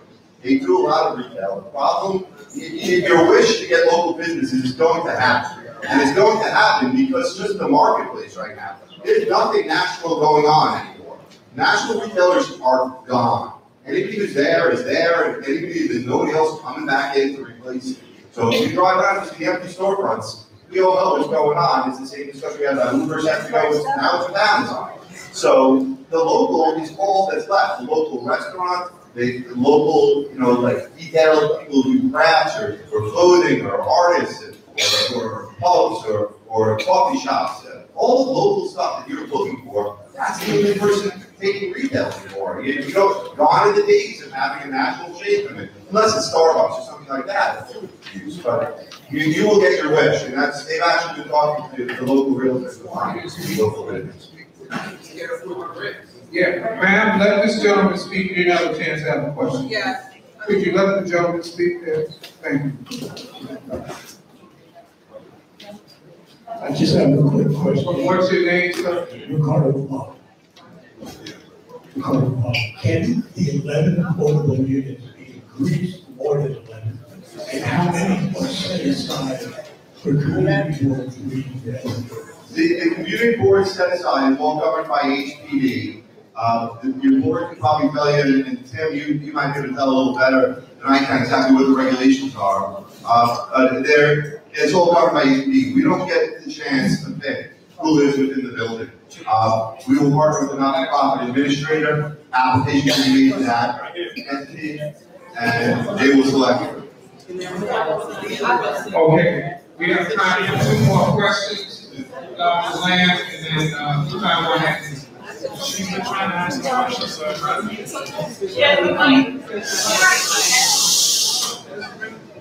Good evening. My name is Dr. Deborah Lamb. Hello. How do you ensure that the residents that will be occupying this building will not be solely Hasidic? There is a Hasidic community that has been inching towards this area. And if you go 1 block over, and 1 block over there, it has completely changed. And so how do you ensure diversity among the opportunity to occupy this building? I'll give you the first answer, the straight up Brooklyn answer, is the developer is not Hasidic.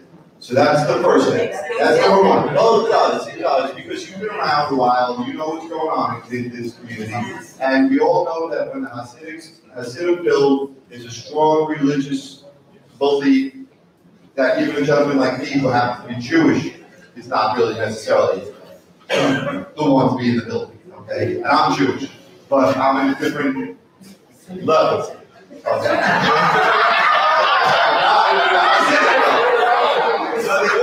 They won't allow me to be there. Having said that, why use this if I said advise the building? But it's holidays, so they're not here listening. But to answer your question, the true answer to your question is the Wolf family is here behind it. And the Wolf family is not of the mindset to limit who is living and who is residing within the building. The building is being designed to approach the marketplace. And whoever wants to live there is well there in the back. But whoever wants to live there is welcome to live there. This building is not being built for anybody, by anybody, or for anything. It's being built as a building, to be built with whoever applies under the affordable program, gets elected, or whoever makes an application wants to be the rent market. So let me just say real quick to address Dr. Lamb's question. One of the things I think the land use committee always requests from the voters that they use one of our local not-for-profits to deal with the lottery when it comes to the affordable units. So that's one of the requests we always make. For example, whether it's Bridge Development Corporation or the Brooklyn Neighborhood Housing Services. So that's a way of us having an eye on who's actually getting those apartments. That is what it's thinking. Actually, you jumped the gun, he's going to mention that in his report. Okay, got it in the report. And we've been in touch with Emilio at your suggestion. We've been playing phone tag and email tag last week, but for Bridge Street, he's who we're trying to get. And I just have a quick announcement from the borough president's office.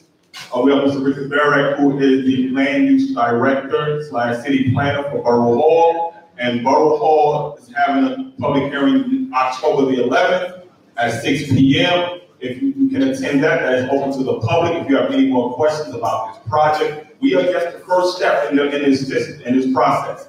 It goes before us, then the borough president, then back to city planning, and then to the city council committee units, and into the full city council for full vote. We're just the first step in it, but there will be another public hearing October 11th at Brooklyn Borough Hall, starting at 6 p.m. resulted in the fact that we are also, if you can't make it to Borough Hall, we are recording, it'll be on our website, watching the hearing as well. If you'd like to post comments now or even after the hearing, to ask Eric at brooklynvp.nyc.gov. Okay, we got one more question, and then we'll have to move on. I just wanted to also announce before we have the last question, we were joined by Assembly Member Tremaine Wright. Good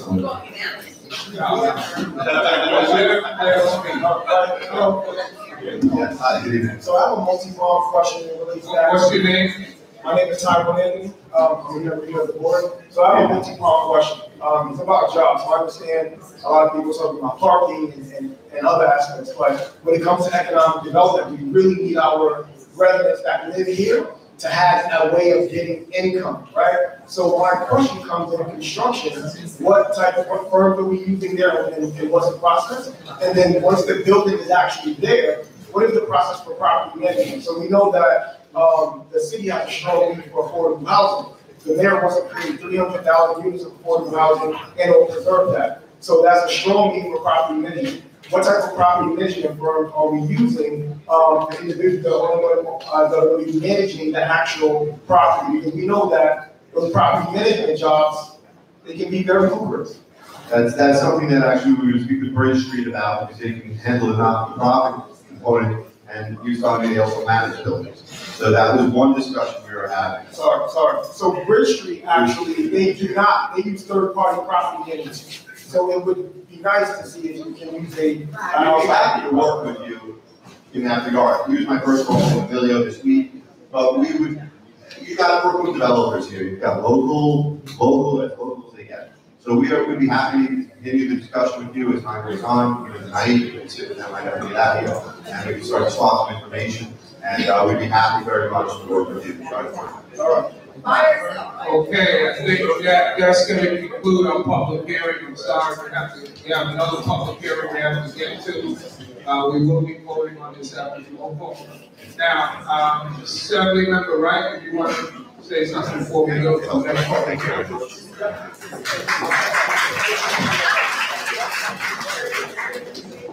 Good evening, everyone. Good evening. I'm Tremaine Wright, your New York State Assembly member. I'm very happy to be here with you all this evening. Community Board 3 always makes me very proud. I'm very happy to see you conducting the business of this community and taking the work very seriously. And thank you to all of the community that comes out every single month to participate in the conversation. A lot of people don't appreciate how much work goes into serving on a community board or attending these meetings, sitting on committees, but you're doing it every month, and I just want to applaud you for it and thank you. I believe that my special assistant has already made an announcement regarding our Cannabis 101. Cannabis, well, I'm going to say legalization of recreational marijuana is being seriously considered in New York State.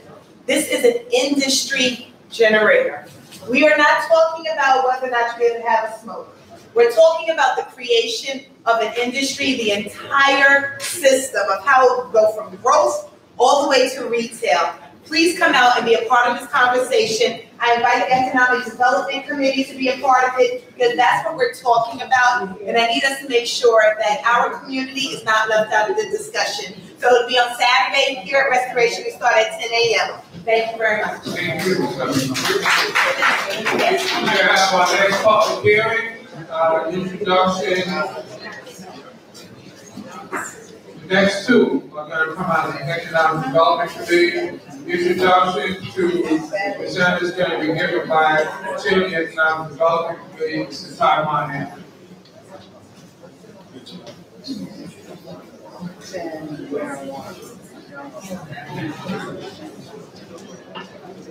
Good morning. Gotcha.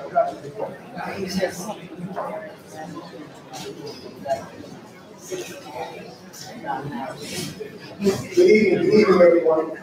So we have our first up to presentation this evening, the alcohol beverage control license application for the Bushwood Ale House, and we are located at 1056-1058 Broadway, Brooklyn. The presentation will be given by Louis, who is the owner and president of that establishment. Thank you.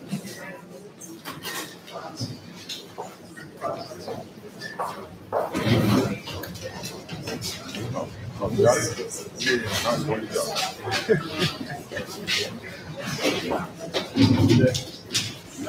evening. My name is Frank Calaveco. I'm the state liquor expediter, and we have Louis and Alita, two owners of the Bushwick Ale House. Just a brief introduction, give you some basic information on the facility. We're located at 1056 Broadway. That's 4 blocks south of Myrtle Ave, between Hart Street and Malcolm X Boulevard. It's under the J train. The facility has a total occupancy of 149. Within, we're going to have 32 tables, 108 seats. There's a bar, cash bar section with 13 stools. There's a food counter for breakfast. It contains 12 seats. And the facility will be open 7 days a week from 7 a.m. until midnight.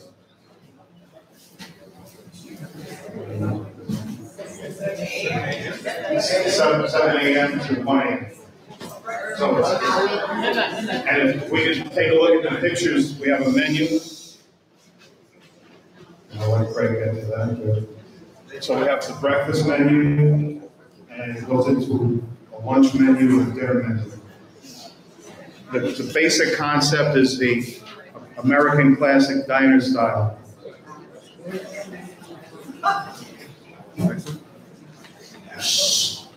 And then, yeah, we can flash on some of the pictures. This is the outside looking a right angle, straight on.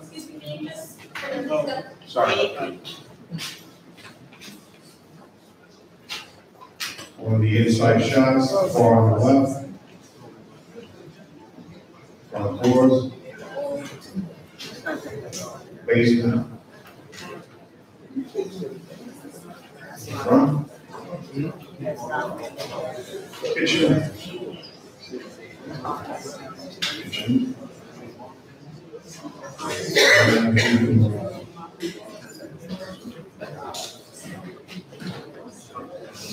We do have a diagram if anyone's interested. The restaurant is 80 foot deep and 40 foot wide. Frontal view. Apartment doors to the left and right.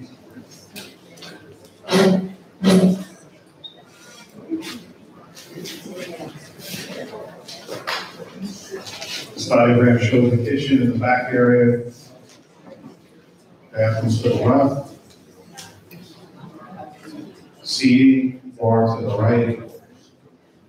Food counter will be to the left front.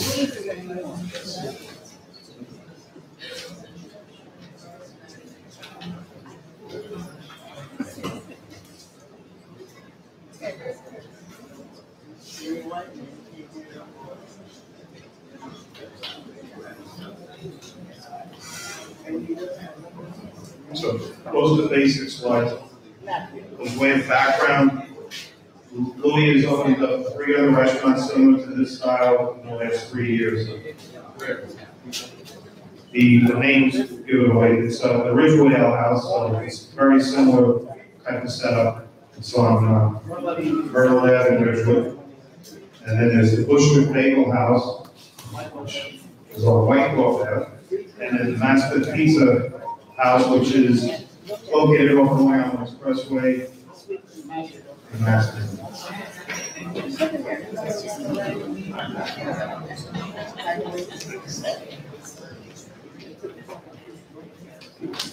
Certificate of occupancy, this shows the occupancy. So actually 2 storefronts.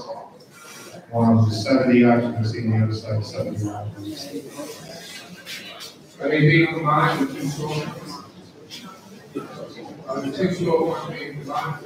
Yeah, it's there's 2 separate entrances, but there's a walkthrough between the 2 locations. And the right hand side houses the bar area and the 2 counter off the right. And again, for information purposes, the facility is now open. It's a restaurant bar. It's been licensed since 2011.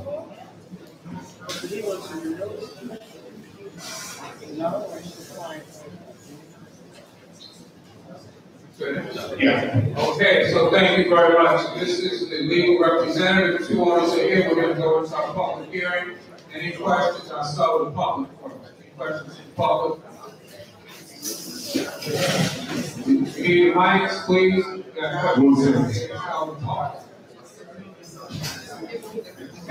Joe, there's a question over here. Joe? All right, no problem. There's a question right here. Okay. One in the back over there. Yeah. Then I'll take this.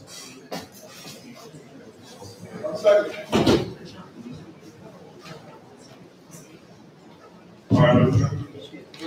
Okay, hi, my name is Constantine, I live in Bedford. So my question that I have is, I'm trying to understand, you said it's like diner style, but it sounds like a sports bar. Can you just explain to me again the setup and the services that you're going to be providing?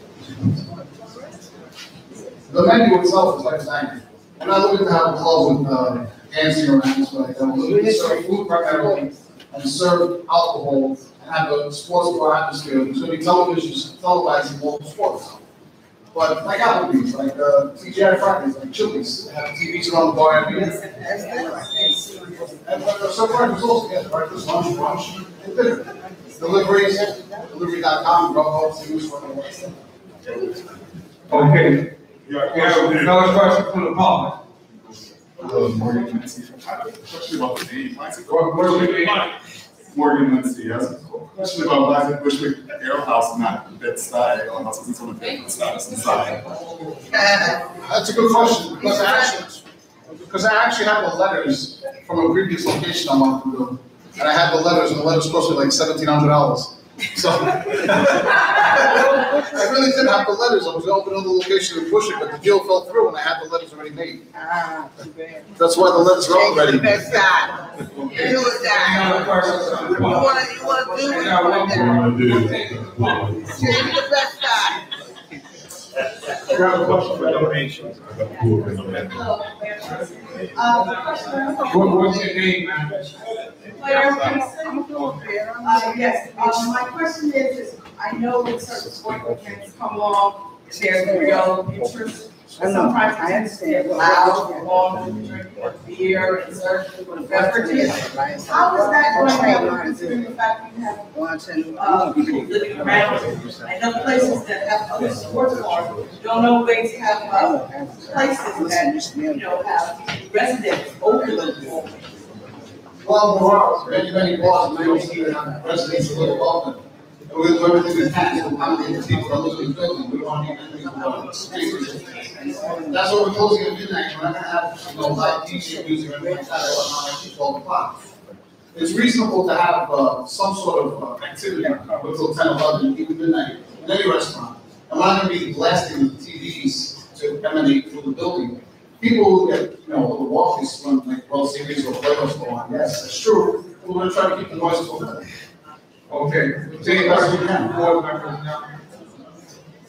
So, Chino, board member, just a quick question. Are you taking over a previous restaurant? Yes, it was restaurant called Gallery. Yes, okay, no problem. That's all I needed to It's know. been there 7 years and then And this was a bar restaurant itself there at the same time, but apparently it looks like it's closed down.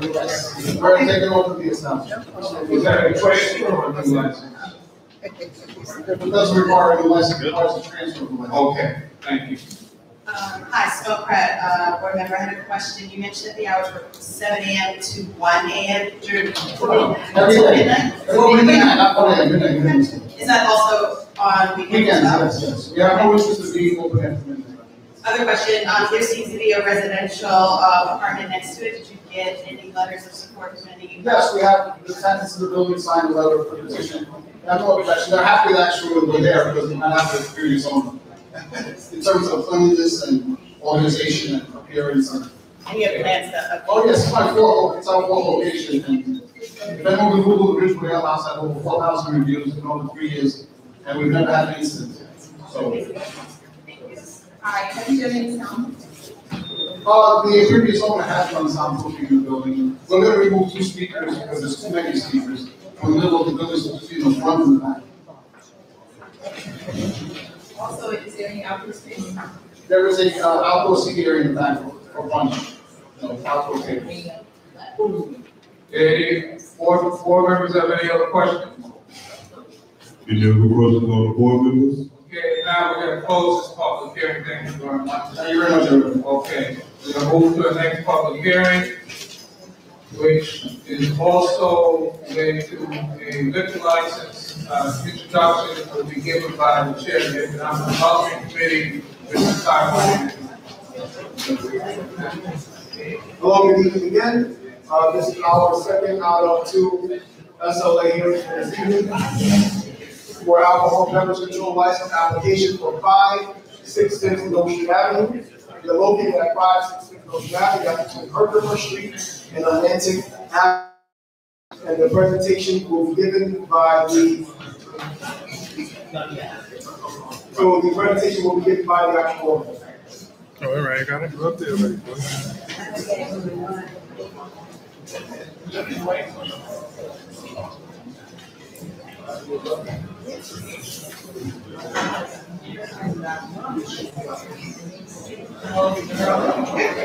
Hello?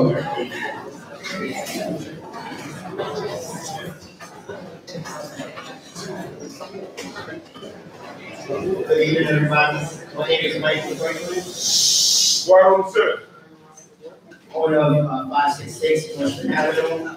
Liquor for the community wants support to help us with our liquor license. This is the storefront right now. The club is right now to the side, right next to the 99 store. Yes, it's on the second floor. This is the table of contents. First, we're going to go with the floor plan and the layout of the club.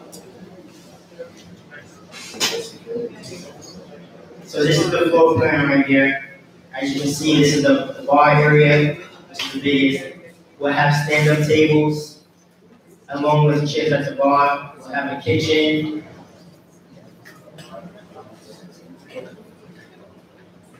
This is our food menu. Right now, we're going to be open Thursday through Sunday. This is our open buffet style menu, proposed menu.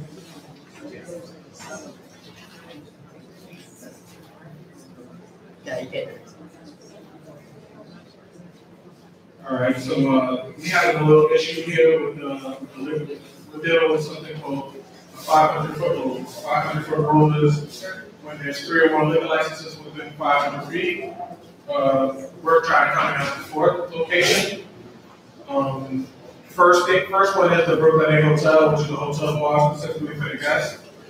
You know, they're in a different license class, but according to the state liquor authority, they still have an on-premise liquor license. But our guests will have no interference with their guests, and I don't think we'll have any effect on them negatively at all. The other 2 licenses are at 1285 Fuller Street and Sweet Brooklyn Bar, located at 608 Bedford Avenue. According to state liquor authority map, based on our address, which is 566, 568, we're 505 and 525 feet, respectively, away from the Brooklyn Bar, which should have initially put us out of this 500-foot rule, but according to them, we're within the 500 feet. We requested official measurement. They never came out to officially measure. So based on our measurement, we're out of 500 feet. Like we walked in, we did different type of measurements, and we think we're out of it. So this shouldn't even be a factor. But unfortunately, according to them, we got to go with what they're saying. Our proposed nightclub within a business district, it's away from residences. It's not too far away from them, but it's more than 500 feet away from residences. There's a huge lack of nightlife in the area as far as nightclubs are concerned. Such proposal will enhance the district and offer public and entertainment options, which we don't really have over here right now at this moment, other than just restaurants and bars. This nightclub proposal differentiates greatly from other existing licenses as this one holds over 200 feet. We're a nightclub. We're going to be open from 10 to 4 a.m. Thursday through Sunday. That means that we shouldn't take away from any other existing licensees that are in the neighborhood, and we should help create businesses and traffic for other businesses. We met with the Economic Development Committee earlier, early September. And their main concern was security detail. So we put together a security detail, very tight security detail. We'll be hiring neighborhood security by the name of High-End Security. We'll be employing 6 to 8 security guards per night, Thursday through Sunday. Most security staff will be licensed by New York State. We'll require sign-in sheets. We'll have a metal detector in front of the entrance, along with arms, so for the women and just so they can get searched. Everybody will be searched, no matter who they are. Nobody will receive any special treatment. Security guard will be distinctly and uniformly attired, very easily identified. Security guards will be spread throughout the establishment, not just the door. We'll be hiring also female security guards, which is very important. Security guards will be trained in techniques to de-escalate potential violent encounters in difficult situations, opposed to making it worse, whatever that situation may be.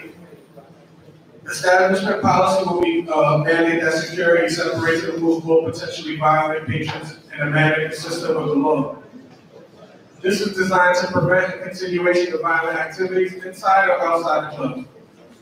Our establishment will not hesitate to call 911 to report any criminal activity, and they call 911 for otherwise notify police assistance in other circumstances. And similarly call 911 to report serious medical emergencies, because a lot of people like to stay away from 911 no matter what the situation is, because at times it can backfire.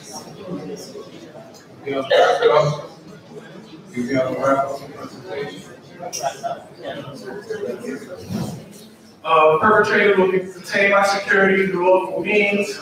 We'll make sure our employees, witnesses go to the court to testify as witnesses. We're going to encourage our employees to show up just in case we have any issues that we pay. This is a security detail continued, all those waiting in addition, placed in line.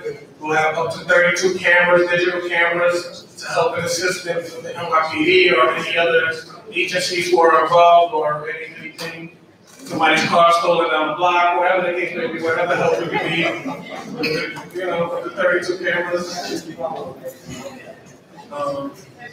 All applicants, this is the hiring and training part of it. All applicants will know the establishment is responsible for alcohol service seriously.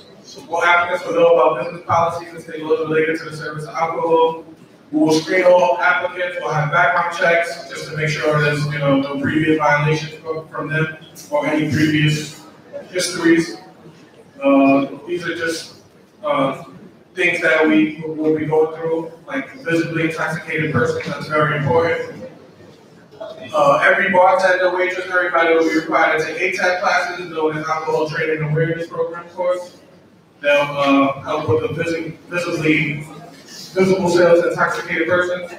And every staff member will be responsible for continuously evaluating sobriety of each customer as they serve alcohol to them throughout the night. And wrap it up. All right, let me get through this real quick since she's rushing me out of here. All right, we came here for public convenience. We're looking for your blessings. We plan to hire within the community, starting with security company. We plan to hire with, Restoration Job Plus program. Holding open calls for people in the community to come in and apply. We plan to hold, to coordinate networking events. We want to let everyone know that our establishment is open to holding any, neighborhood events, any political events, anything we may need free of charge. We won't charge you, just as long as we get the notice. Free of charge. We have to say free of charge. As long as we get ahead of time, we'll let you know. You might get it that way. In conclusion, we ask for the community blessing for this proposed establishment. It's within a commercial area between Atlantic and between Fulton. I don't think we're going to be bothering anybody, but I hope not. And it's a thriving neighborhood coming up. We're just asking for community boards and its members to support the issuance of this on-premise license. The Dean Sadiq from the VIN has supported us on this license, and we're asking for the blessings from you guys to support this. Okay, we're going to take Questions from the public and let's start with board members first. You was first. Hi, Simone Pratt. I have a question. A lot of your presentation was about security detail. Thank you for sharing that. But what sort of clientele are you anticipating? Because you talk a lot about security. The reason why we had touched on security more than anything else is because after we met with the committee prior, that was their only concern. They weren't. Can you share what type of clientele you We plan for it to be diverse. Latin, you know, we want it diverse. We want everybody to get about Jamaican and everybody. We'll play all kinds of music. It'll be 25 minutes per hour. Okay. 14 We have a question. Question. How you doing, young brother? We're loving supportive of what's your name?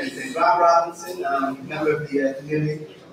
So you talk about the 505-foot rule. Do you have an engineer independently, someone that you retain to verify that you were actually you were outside of the limit that they articulated? Because if you've got an independent engineer who can verify that, then they should have an appeals process where you can put forth your dispute, right? You say we're not within that. That was 2-part question. So that's the first one. Okay. That's it. Well, according to them is what they say, and that's the end goal people when they, as far as measurement is concerned. So we fought it. We asked them for an official measurement. They never countered and said we will go out and measure. They just stuck with it.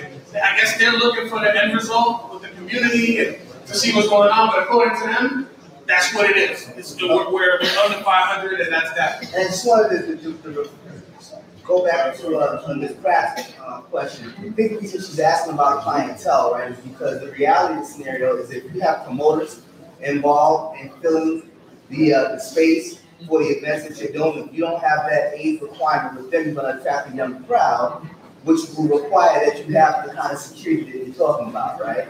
So can you talk a little bit more about that? Well, again, remember the subcommittee, they didn't care. Their concern wasn't what we were doing at the location or what kind of party we were doing.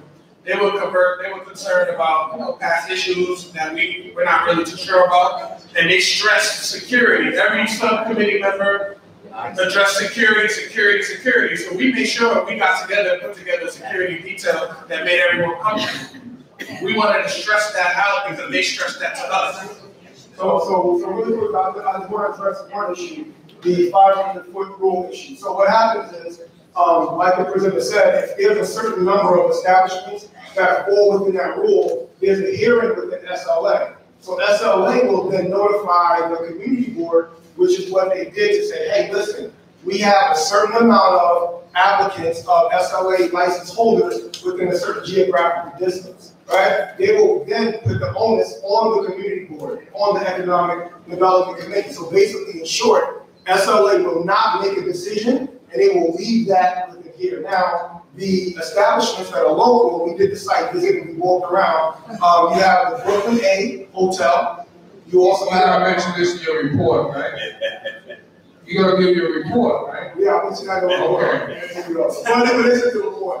So you have the Brooklyn A Hotel, which is on the Atlantic side, and then you also have Speed Brooklyn, and then you also have 1285 Fulton. So those are the three establishments right now that SLA, which is why we were notified, and why it came down to the us. So the decision, whenever there's a board establishment in a particular geographical area, the onus solely relies on the decision of the community board. Just so everyone is aware. Okay, we got another question over here. Board member. Could we go back to the floor plan a moment? Could you go back to the floor plan? Okay, on the floor plan, where is the exit, the second exit going out upstairs? The first exit is there, the second exit is on the top left. That's right there. And then the other exit is right there. And is there a fire escape behind that? Yeah, there is. If you can take a look all the way on the left, it shows the fire the stairs. You walk down. Okay, I'm familiar with it. And why I'm asking that is because there's been a lot of problems before we all took over in that location. Some businesses would go up the streets. And it had been worrying people, it would be overcrowded, and you'd have ice in there, and people couldn't get out trying to get downstairs. And they would be running over each other, and you would have a lot of problems. So that's why I'm concerned about your car exit, so that people can get out of there if there's any problems, you know, fire, lights and things. I've got another question over here. Hold on. We got one over here. We got time for maybe three. Somebody get a mic, please. Oh, okay, what's your name? Mary Ann, member, Friendship Baptist Church is right in your property. They have a huge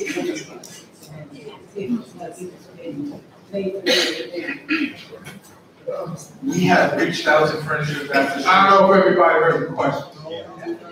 She asked if we reached out to Bedford Baptist Church, which is not too far away from the location. We have reached out on plenty of occasions. We called, we left voicemails. We have reached out. We haven't got in contact with anyone. We tried to reach out to the Reverend. We tried to Shayla. We tried to left the voicemail. I mean, isn't that assistant pastor? Oh, okay. Well, we even sent messages via Facebook to get in contact with people because. People, the pastor. Yeah, we reached out to the church. We didn't completely disregard, and it was on our PowerPoint presentation that we plan to do, coordinate work any events we can with the church and everyone else in the nation. All right, question over here. So I think part of the reason that security is an issue is because until very recently that club was a team bumper club. And so I know, I'm part of quite a bit, I saw them, they were like 15, 16, 18. So they frequented that location for years.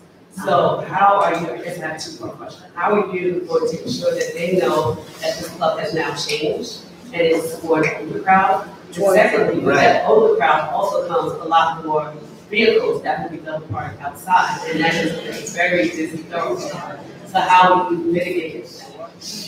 To answer your first question, we're going to do 21. To drink alcohol is 21 and over. To be honest, I'm going to be very frank. You let the kids that are under 21, they don't have money to spend in your establishment. They're only going to be here to start problems. So I don't understand why people do under 21, but that's their concern, not mine. We'll have ID scanners. We're going to have ID scanners, professional security company from the neighborhood. They should be able to handle to make sure nobody 21 and over gets in. To answer your second question, it's a commercial area which there's parking. If you go there right now, probably they'll be empty on both sides. So we're in the commercial area right in the middle between Atlantic and between Fuller Street. There's no really parked cars at the nighttime where we'll be open. We won't be open in the daytime. And at nighttime we have both sides open. There's really nobody parked there at all because they run out of parking, I guess, by 8 a.m. So regular people would just leave it there because they got to move it anyway. So based on us being there, we've been there 3 months, 4 months now. And if we come by at nighttime, there's open parking all night. Okay. Board member. Okay. 2 more questions. Did you bring any photos of the interior, and then also, do you have to provide any type of handicap assistance? We didn't bring pictures because it's just empty space right now. And we're not in a financial position to start, any type of construction that we deny the liquor license. We just not at that point. So we we're taking our chances on getting everyone's approval, and we'll go ahead with the construction. That's the proposed floor plan there. And as far as handicap, that building is an old code, so the old code from 1988 doesn't require ADA. And also, have you had any experience in this? Yes, I currently own a bar in Richmond Hill, Queens, so I'm licensed already to sell alcohol. Okay. We got last question. Excuse me. Excuse me. Dr. Lamb, and then we have the last question from the public. Hi, my name is Dr. Deborah Lamb. Over here. Go ahead. Oh, okay, go for it. She was still talking about My name is Dr. Deborah Lamb. What is, I hear that you've had some experience in this. It looks like this particular location has had some savory types of activity in the past. Club Studio 10 and Club Traction. And so how will your expertise contribute to the well-being of the community and the quality of life?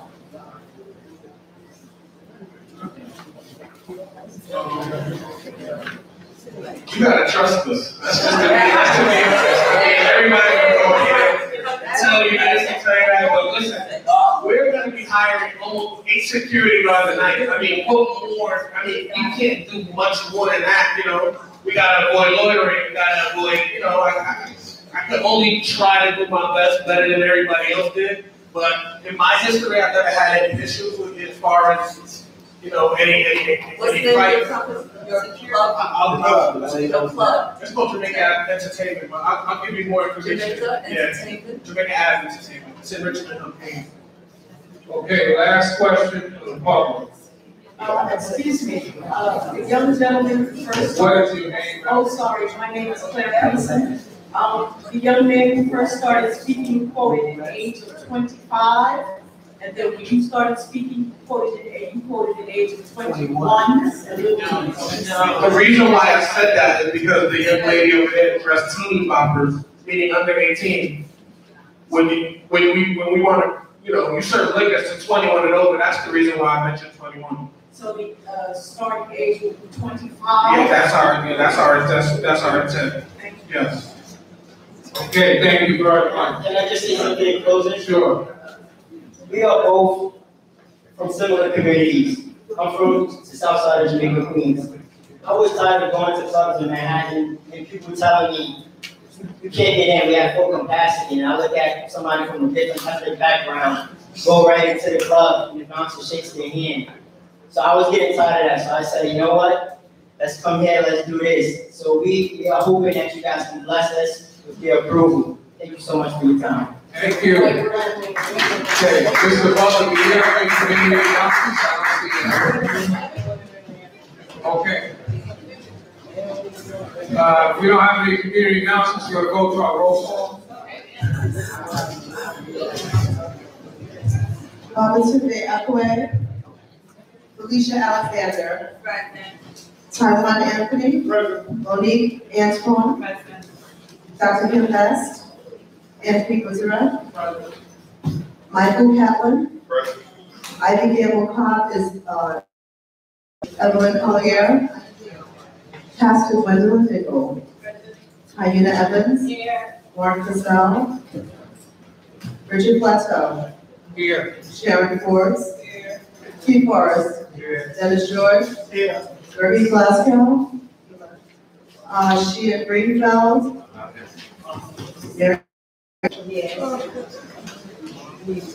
Abby Robinson Hobson, Oma Holloway, Edward Hughes, Denise Iriarte, Edna Johnson, Dr. Curly Johnson, Dr. Deborah Lamb, Mary Little, Dionisia Liz, Marty Joe Long, W. Matthews, Kenneth Ambuno, Ellen Miller, Aldika Murray, Melissa Plowden Norman, Michael Payton, Satina Payton, Simone Pratt, I'm here. Karen Rao, Carolyn Richburg, Stacey Northman here, Shakira Shaheen, Suzette Shepherd, Jamela Swift, Here. Kenya Louie Bell. She's here. Right now, okay. Omar Walker, Reverend Dr. Robert Wilson, Dr.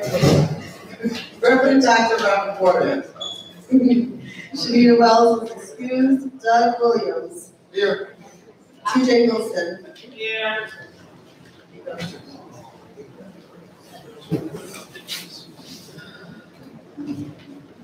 Committee updates and resolutions. Any committee updates?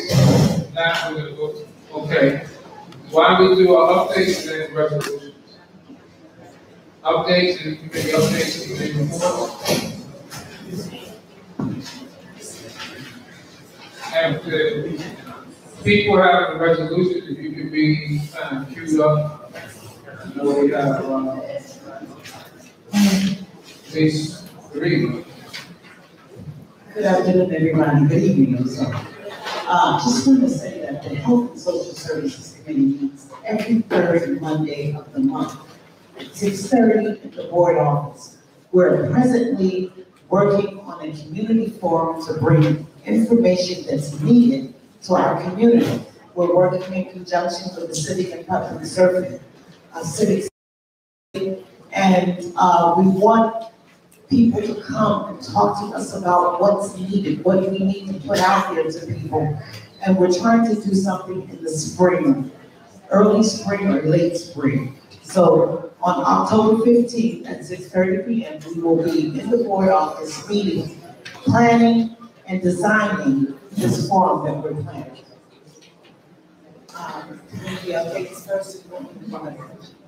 Why don't you do the resolution? Okay, while I'm here, the New York State Nurses Association was here. You all had a copy of the resolution.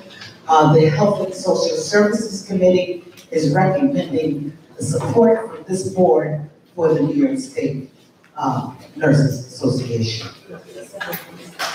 So the resolution is within your package. Is there a motion on the recommendation from the Health and Social Services? Move to approve. I move to accept. Motion to approve the recommendation by Diana Evans. Is there a second? Second. Okay. Michael Catlin, second. Any discussion? Okay, well, we gotta do roll call. We gotta do roll call. Yeah. Okay, we'll take it.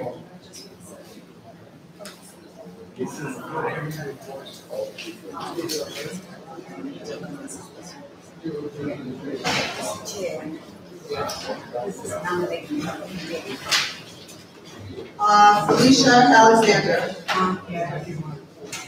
Taiwan Anthony. Monique Antiponi. Am I pronouncing your name right? The last name right? Okay, thank you. Anthony Wizard. Michael Catlin. Evelyn Collier. Pastor Gwendolyn Dingle. Taina Evans. Richard Plateau. Sharon Forbes. Keith Forrest. Dennis George. Mary Jameson Head. Is that a yes?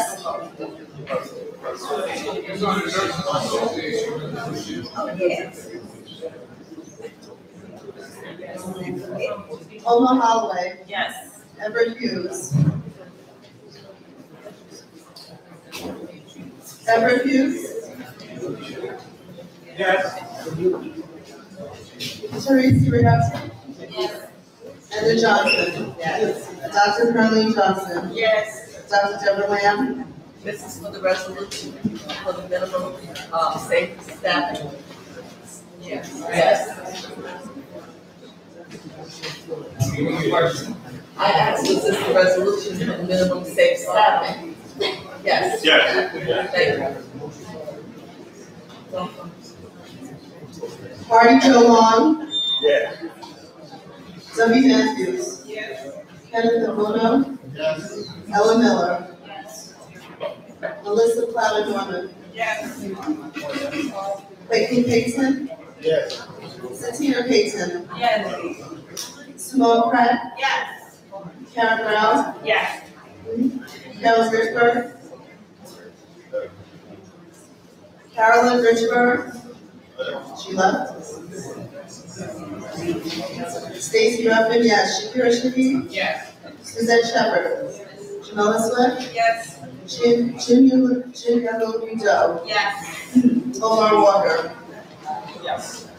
Reverend Dr. Robert Waterman? Yes. Yes. Doug Williams? Yes. TJ Wilson? Yes. Okay, any other committee updates? I think we have landmarks. Okay. All right, so DOT Sanitation Committee will be meeting next week at 6:30 in the community room, and we'll be discussing, actually meeting with the sanitation, representative of the sanitation garage. So if you have any issues or concerns in regards to trash pickup in your local area, feel free to come to the meeting or at least forward those concerns on to us.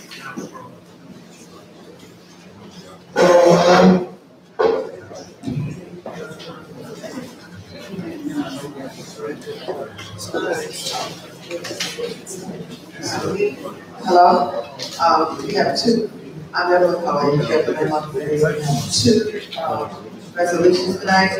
375 Stuyvesant, that's referred to as the Stuyvesant Heights Mansion.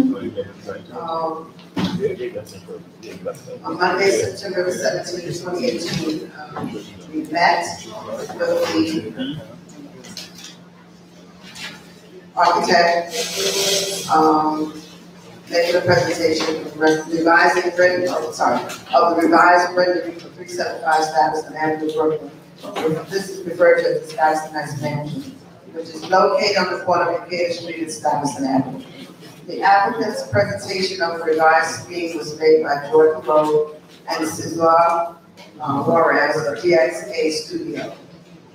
375 Stuyvesant Avenue is an historic mansion with landscape grounds situated within the Stuyvesant Heights Historic District, designated in 1971, built in 1914 to 1915, and designed by Kirby and Pitt.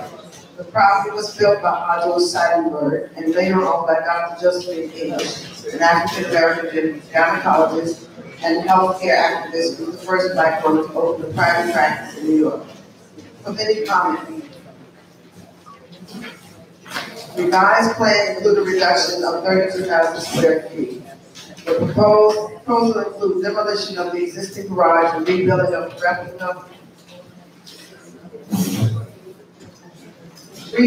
replica approximately 29 feet to the north and 15 feet 8 inches closer to the main mansion building.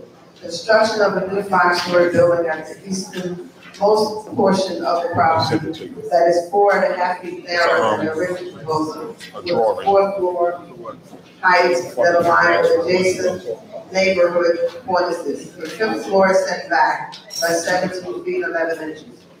A red brick pattern facade, as opposed to the original one. 4 floors through apartment, including a duplex unit on the top. Non-reflective glass on the Decatur Street facing terrace. Mechanical equipment on the top of the building covered by perforated metal. Elevators to stop before the floor to reduce bulkhead size. Removal of stair bulkhead rooftop by utilizing the exterior staircase, stair access. Remedial restoration of mansion to receive all other proposed work at the property. Committee recommendation. The committee recommended repairing and restoring the existing historic garage in its original location and configuration because 375 Stuyvesant Avenue is one of the 3 detached or freestanding landmark mansion structures and garden within the Stuyvesant Heights Historic District. The expansive grounds are integral to the character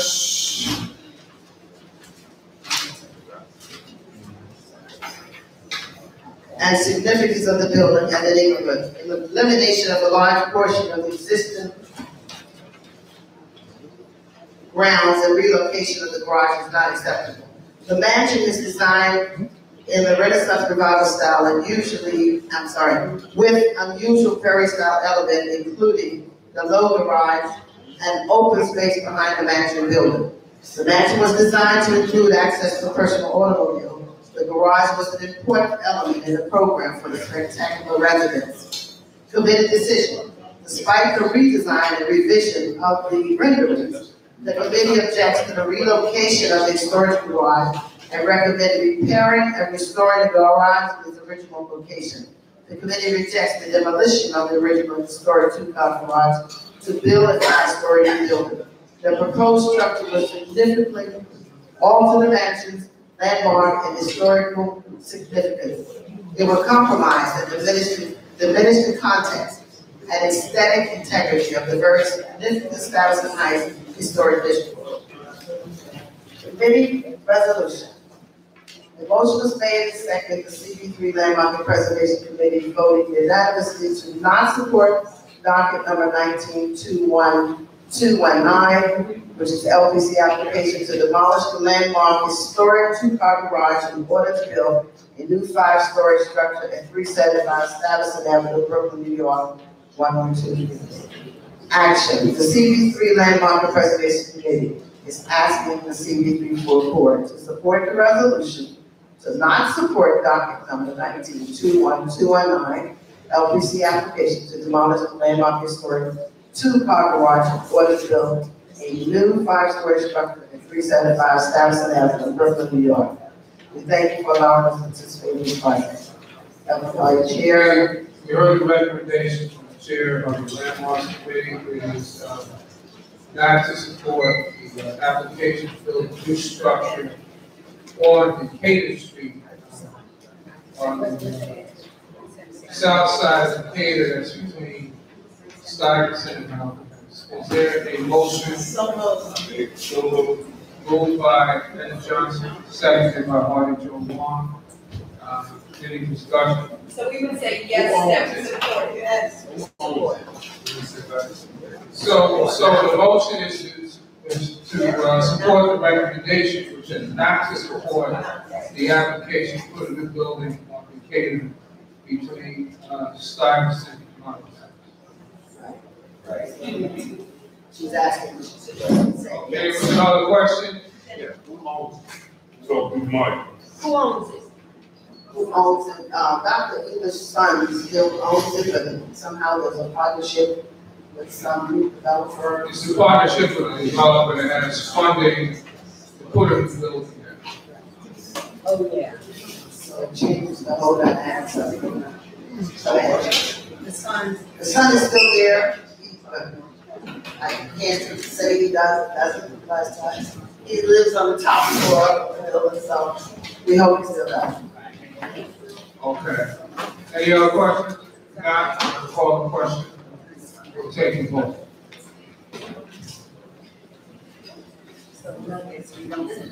Felicia Alexander. Taiwan Anthony. Monique Antoine. Anthony Roosevelt. Michael Catton. Evelyn Collier. Yes. Pastor Gwendolyn Daigle. Taina Evans. Taina. Richard Plateau. Sharon Forbes. Keith Forrest. Yes. Dennis George. Yes. Mary Jameson Head.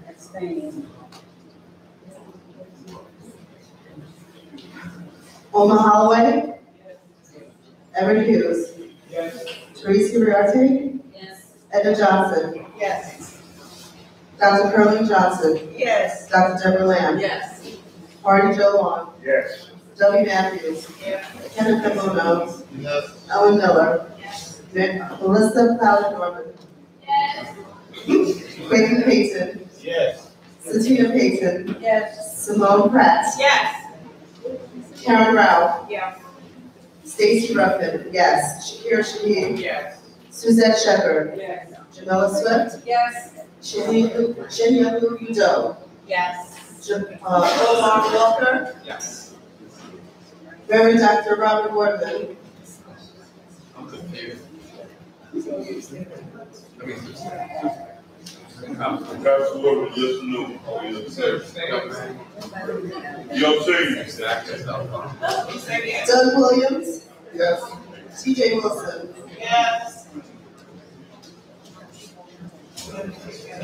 Okay, you have another resolution? Yes.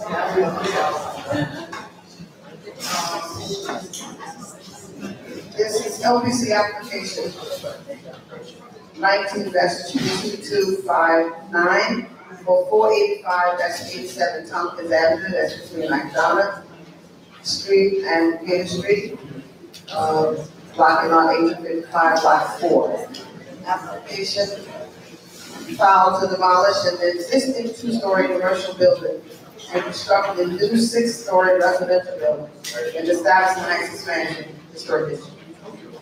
September 17, 2018, application for a certificate of appropriateness was presented by Tom Vanderbilt and NV Design Architect at a review hearing on a regular scheduled meeting. The property was originally part of a set of 3 4-story Romanesque revival apartment buildings designed by August W. Blasone and constructed in 1888. Only the southernmost, which is 489 Tompkins, remains. In 1950, the 2 other buildings were combined and reduced in height and given a completely new unified glass block window facade. The new building was home to Edelstein Lacquer Company, and the store polished ceramic sign band was identified as a significant architectural feature. The applicant states, putting the picture up for you to see the building. The applicant seeks to significantly modify the building by adding 4 stories, removing 2 remaining tiles in the ceramic sign band, and trimming existing extension from rear of the building to create a 15-unit rental walk-up residence. Applicants also seek to install a simplified cornice with no brackets at the top of the 4-story to align with the adjacent building. Create a community terrace for building resident with a 15 feet 5th floor setback, and a private terrace. Significantly reduced building mass setback that are only visible from the corner of Fulton Street and Tompkins Avenue. Include brick on the street facing facade, stucco on the side, tilt and turn windows, and ground floor wheelchair accessibility. The committee reviewed and discussed the presentation and recommended that the applicant change the windows to double hung and replace stucco with brick on all sides of the building. Reduce massing from 6-story to 5 while maintaining setback. Provide sample of material cornice profile. Consider widening the building, incorporating setback from street that include ground floor that recalls original retail aesthetic. Approximately screen mechanical equipment. Resolve our resolution. On September 17, 2018, the Landmark and Preservation Committee voted unanimously 10-0 to provide a resolution in support of the project that include the listed recommendations that I read previously. The committee requested CB3 full board support the resolution to support the project with the listed recommendations that. I need to read the recommendation. Heard the recommendation of the Chair of the Landmarks and Preservation Committee. Is there a motion on the recommendation? Recommendation is to support the project with their amendments. I have a question. We don't have to move on that. Is there a motion? I'll make a motion. Okay. Got Johnson, who is there a second? Who is the second? Okay, Santina Payne. Okay,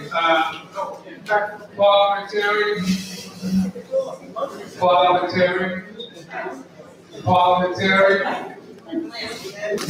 Okay, this is a resolution. You think, can a member of the public have a question now? This is okay, I'm sorry, sir. This is a resolution for the board to vote on. It's not a public hearing. We are in the neighborhood and we are expecting to actually buy the additional 2 floors on the south side. It's the landmark street. Okay, I'm sorry, sir. It's not a public hearing. This is not a public hearing. This is a resolution coming from the committee, so It's coming up for hearing with the, there's gonna be a hearing at the Landmarks Preservation Commission. Yes, there's a hearing tomorrow at 1:30 at 1 Center Street. So there's a public hearing tomorrow at 1 Center Street. but their decision will also be influenced by what is decided here.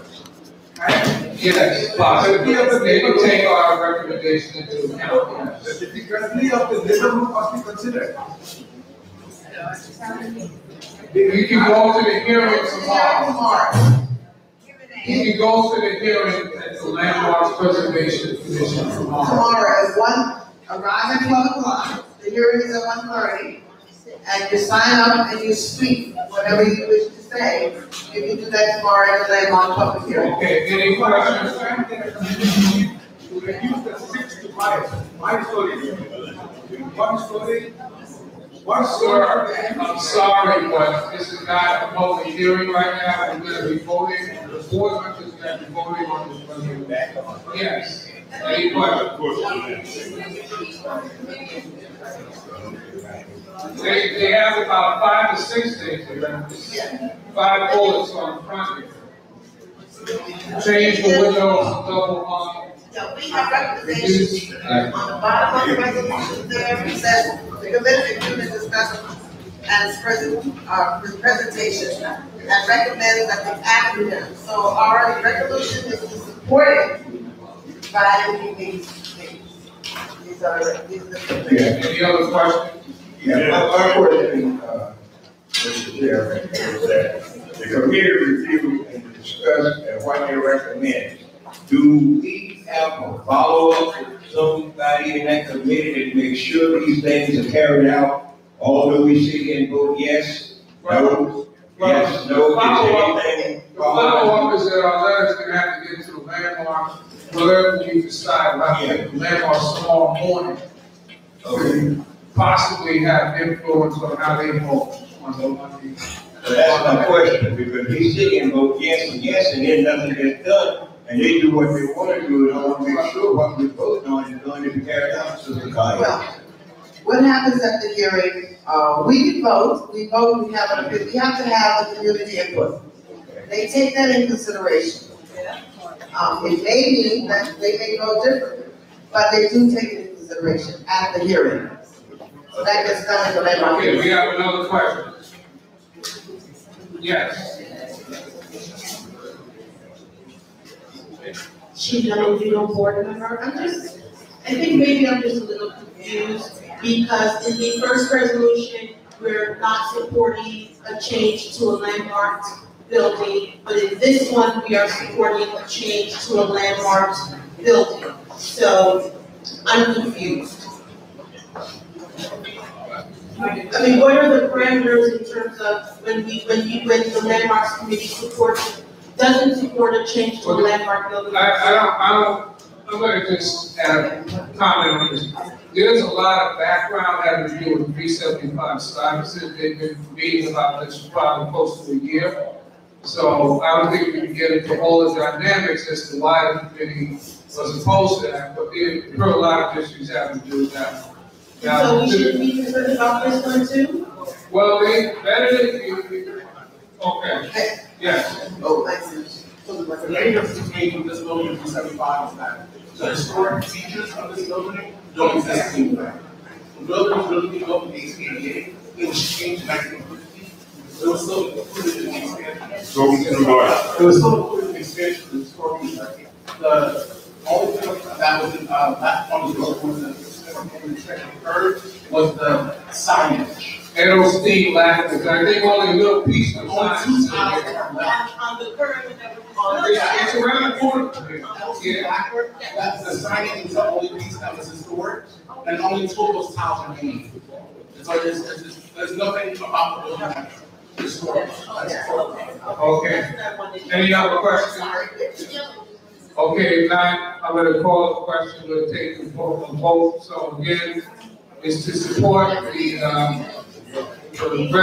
recommendations of landmarks regarding the landmarks committee regarding 485 or 487 Tompkins Avenue between McDonough and Decatur. Felicia Alexander. Taiwan Anthony.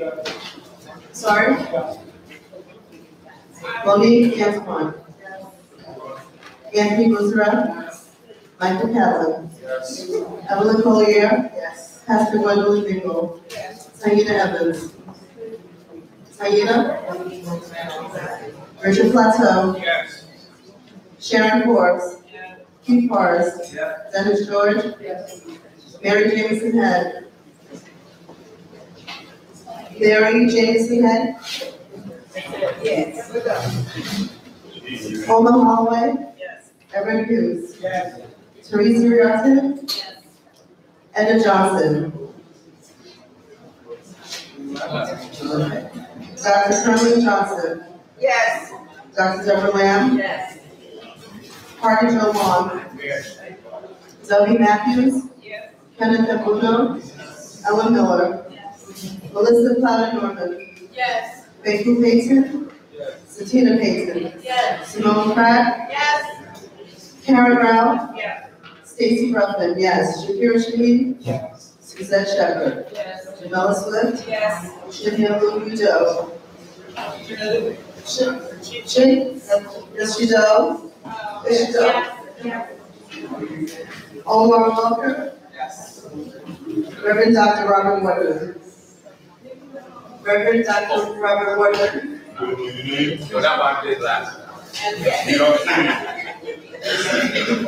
Douglas Williams. Doug Williams. Doug. Okay. TJ Wilson. Any other committee updates? The landmark committee meeting will be on the third Monday, not the second Monday, so please come out and hear our next issue.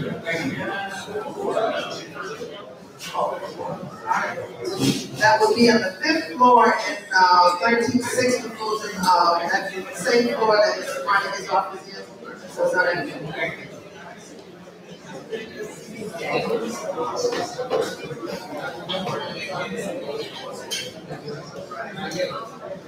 Any other committee updates?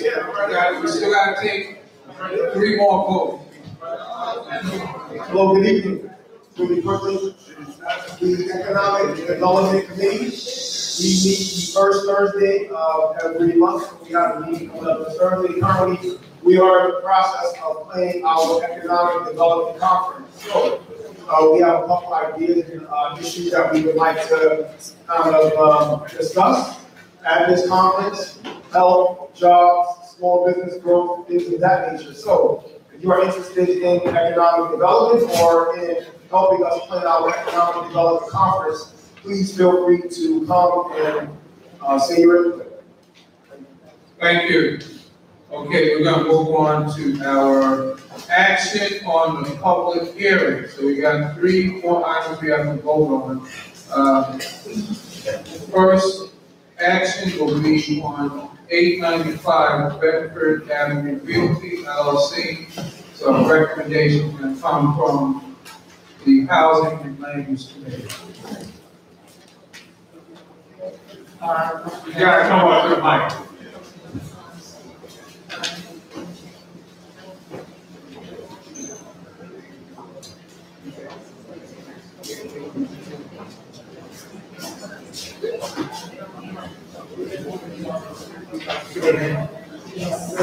The Language Committee over the past,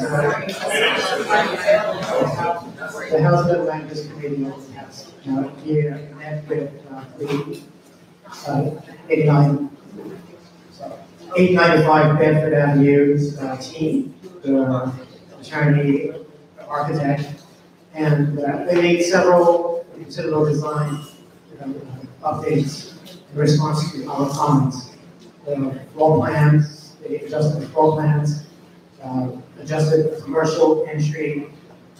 Also, they resubmitted updates of materials in response to our comments. They also assured us that local contractor will be used and actually to report on it.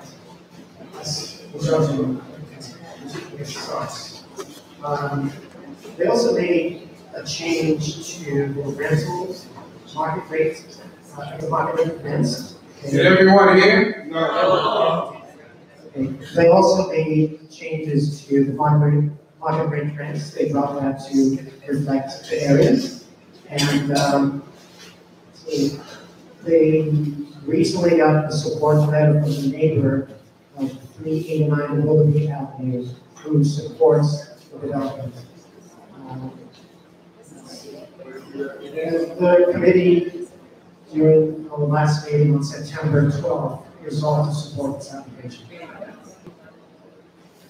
Okay, so the recommendation coming from Housing and Land Use is to give a letter of support to 895 Bedford Avenue Realty LLC, and this is for a rezoning. So amendment to the zoning map, they're going to be changing the zoning from, was it M1-1, M1-2 to R7A with the C2-4. So we're changing from manufacturing M1-2 to residential zone R7A with commercial overlay with C2-3, C2-1. That's the recommendation for letter support. Is there a motion? Is there a motion on the recommendation? Okay, it's moved by Alan Miller. Is there a second? Second by Doug Williams. Okay, any discussion, question?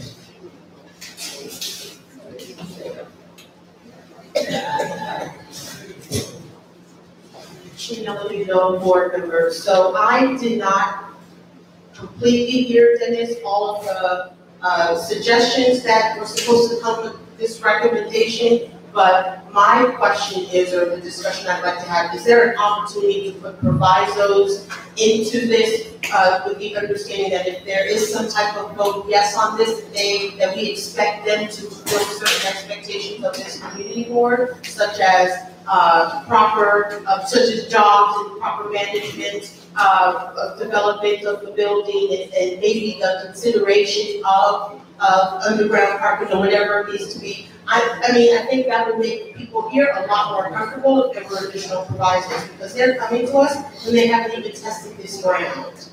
So people are concerned. In terms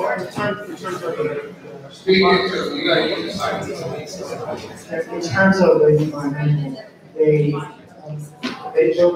will be submitting a report. It's a requirement. They will be submitting a report to the district manager. Yes, but what about the other provisos that we would like to see happen if this were to be built, if they want our yes? Yes.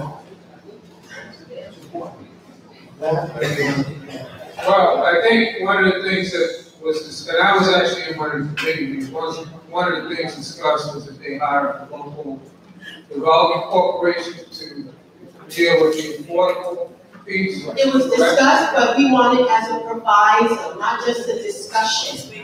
Well, as part of the affordable units, they do have to go through HPD, and they do have to use a local non-profit. That's only 11 units out of 33. That's the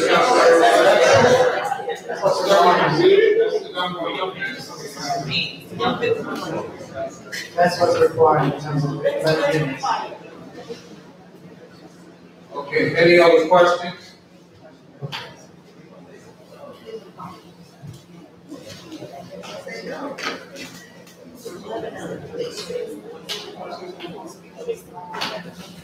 On this project, they've come before the board 5 times.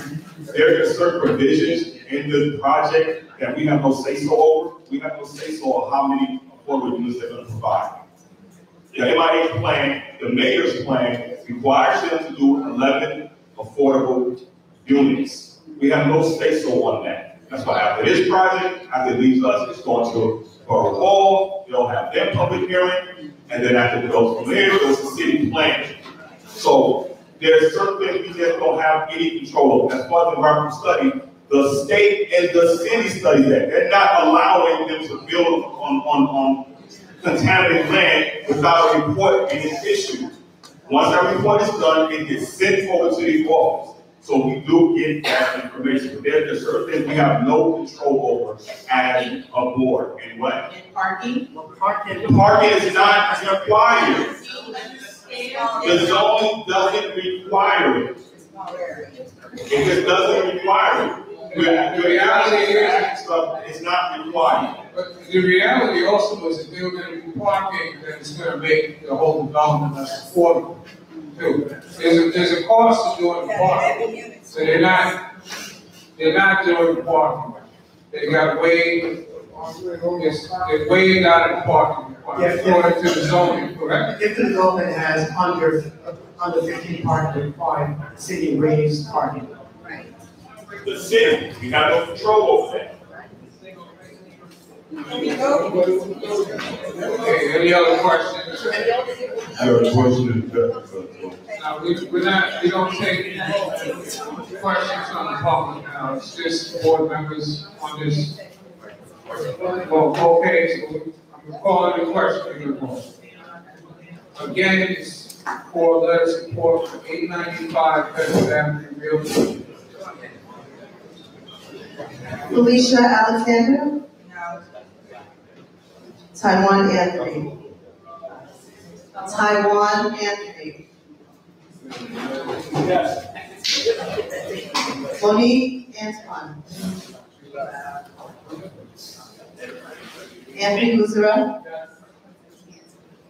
Michael Catlin. Evelyn Collier. Pastor Gwendolyn Daigle. Richard Plateau. Yes. Sharon Morris. Yes. Keith Forrest. Yes. Dennis George. Yes. Mary Jameson Head. Yes. Oma Holloway. Yes.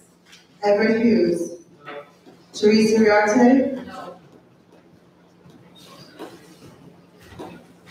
Dr. Curly Johnson. Abstain. Dr. Deborah Lamb. Yes. Party Joe Vaughn. Absolutely no. Debbie Matthews. Kenneth Cabuno. Yes. Ellen Miller. That's a yes? Okay, thank you. Melissa Plata Norman. Quaker Payton. Satina Payton. Yes. Simone Pratt. Yes. Karen Rao. Yes. Stacy Ruffin. No. Shakira Shahid. No. Suzette Shepherd. Jamela Swift. No. Chanyalu Udo. No. Reverend Dr. Robert Porterman. Go ahead and bid. Yes. That's a yes? Doug Williams. TJ Wilson. No. Two more votes. Bushwick Ale House, recommendation will be given by the chair of the Economic Development Committee, Taiwan. Well, good evening.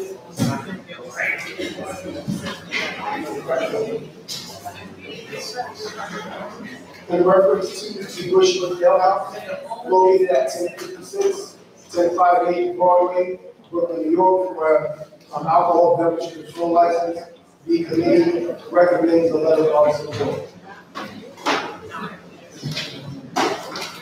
Is there a motion on the recommendation? I'll make that motion. Okay, Michael Catt, move, second, who's the second? Simone Pratt, second, any discussion? Is everybody wasted? Okay, question? Yeah. It seems like a few of us have an issue. Can you get it, Mike?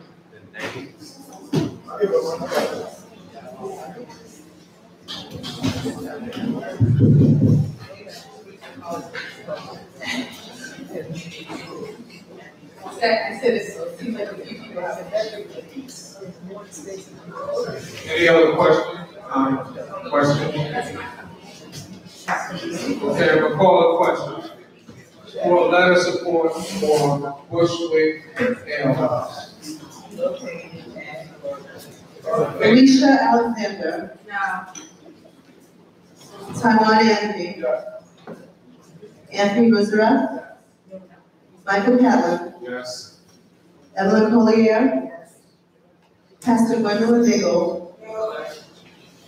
Richard Plateau. Sharon Forbes. Yes? Keith Forrest. Mary Jameson Head. No. Omar Holloway. Yes. Everett Hughes. Yes. Teresa Riarte. No. Dr. Kimberly Johnson. No. Dr. Deborah Lamb. Yes. Hardy Joe Long. No. W. Matthews. Yes. Kenneth Abono. Yes. Ellen Miller. Melissa Cloud Norman.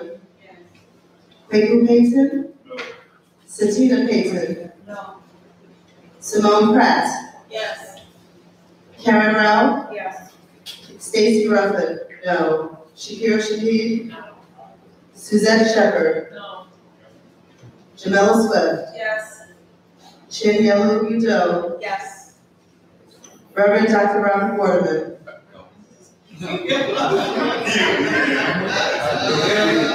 That's a no. Thank you, sir. Doug Williams. Yes. TJ Wilson. No. You left out Dennis George. Oh, I'm sorry. Dennis George. Yes. All right. Thank you. Okay, almost finished here. We're going to, while she's telling, we'll just give a very brief report, and we have to form the nominating committee. So,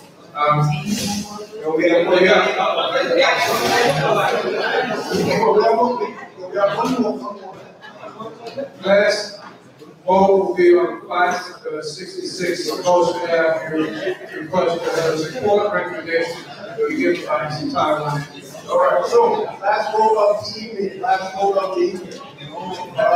the reference to 566, that board is the last one.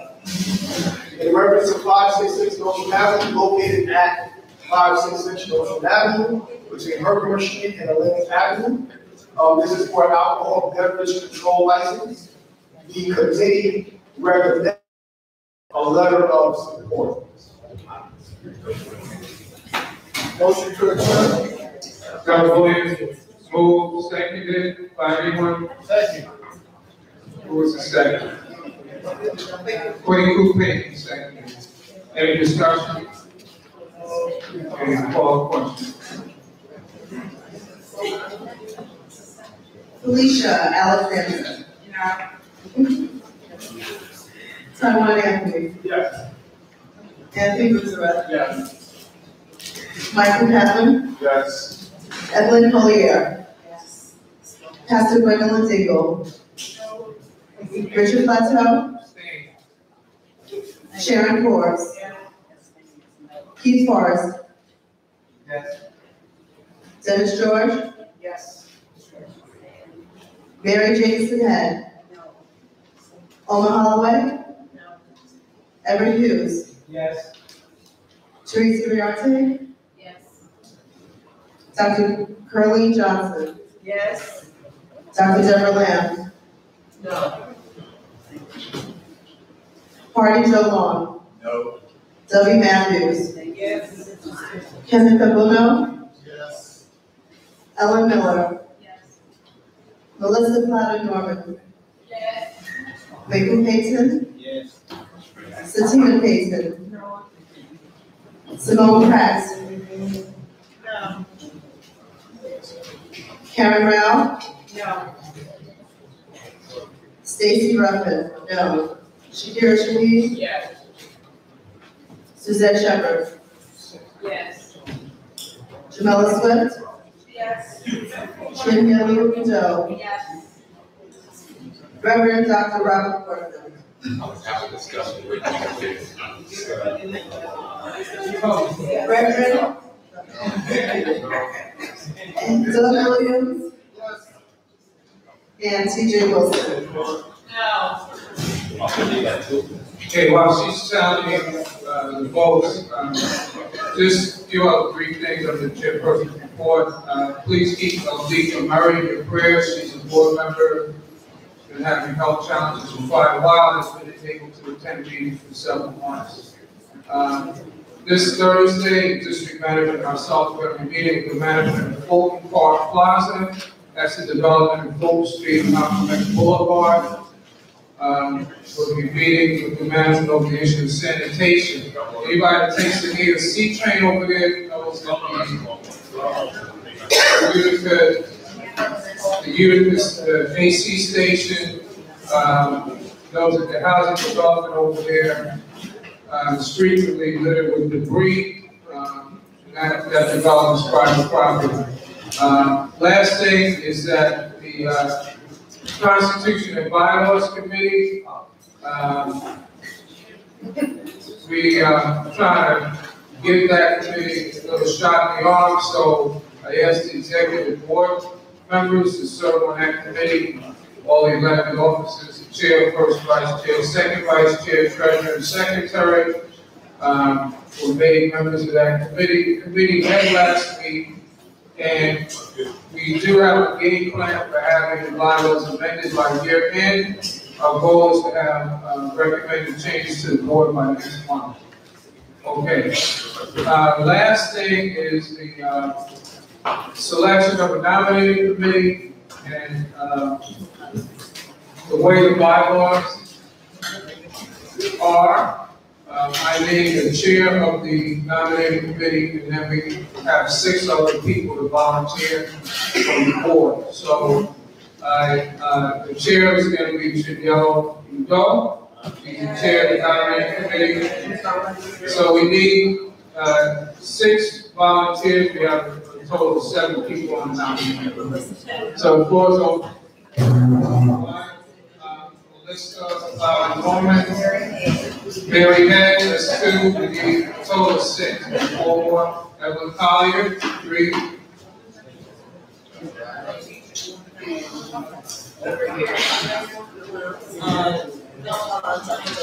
Dr. Deborah Lamb, 4. We need 2 more. I promise I don't want Michael Catherine, 5. We need 1 more volunteer.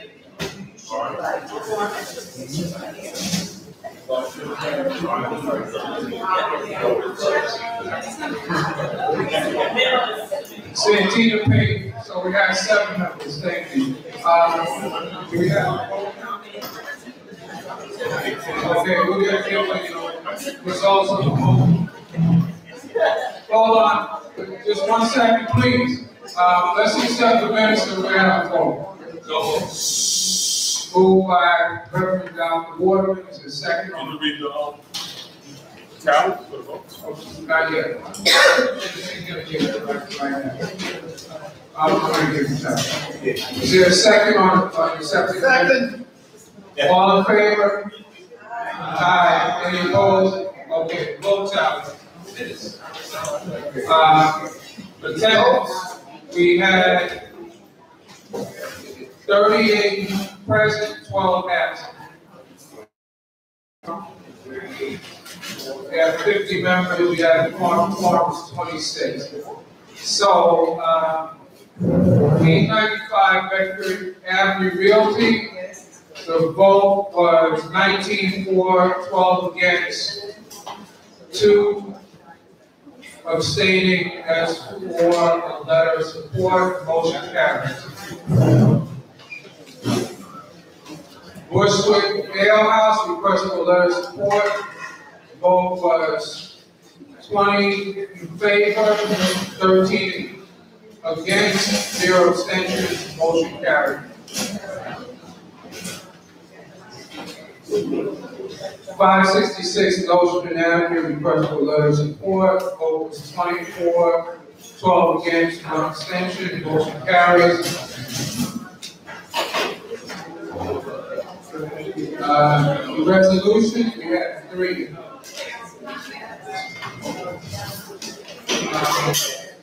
485 to 487 Conference Avenue, vote was 3-4, 0 against, 2 abstentions, motion carries.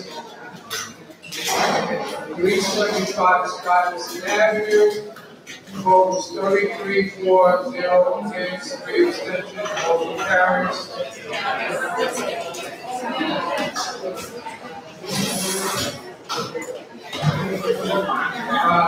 Motion, the resolution for the street mapping, quality care, vote was 37-4, 0 against, motion carries. Is there a motion to adjourn? Come on. Second, all in favor? Any opposed? Thank you. Meeting is adjourned.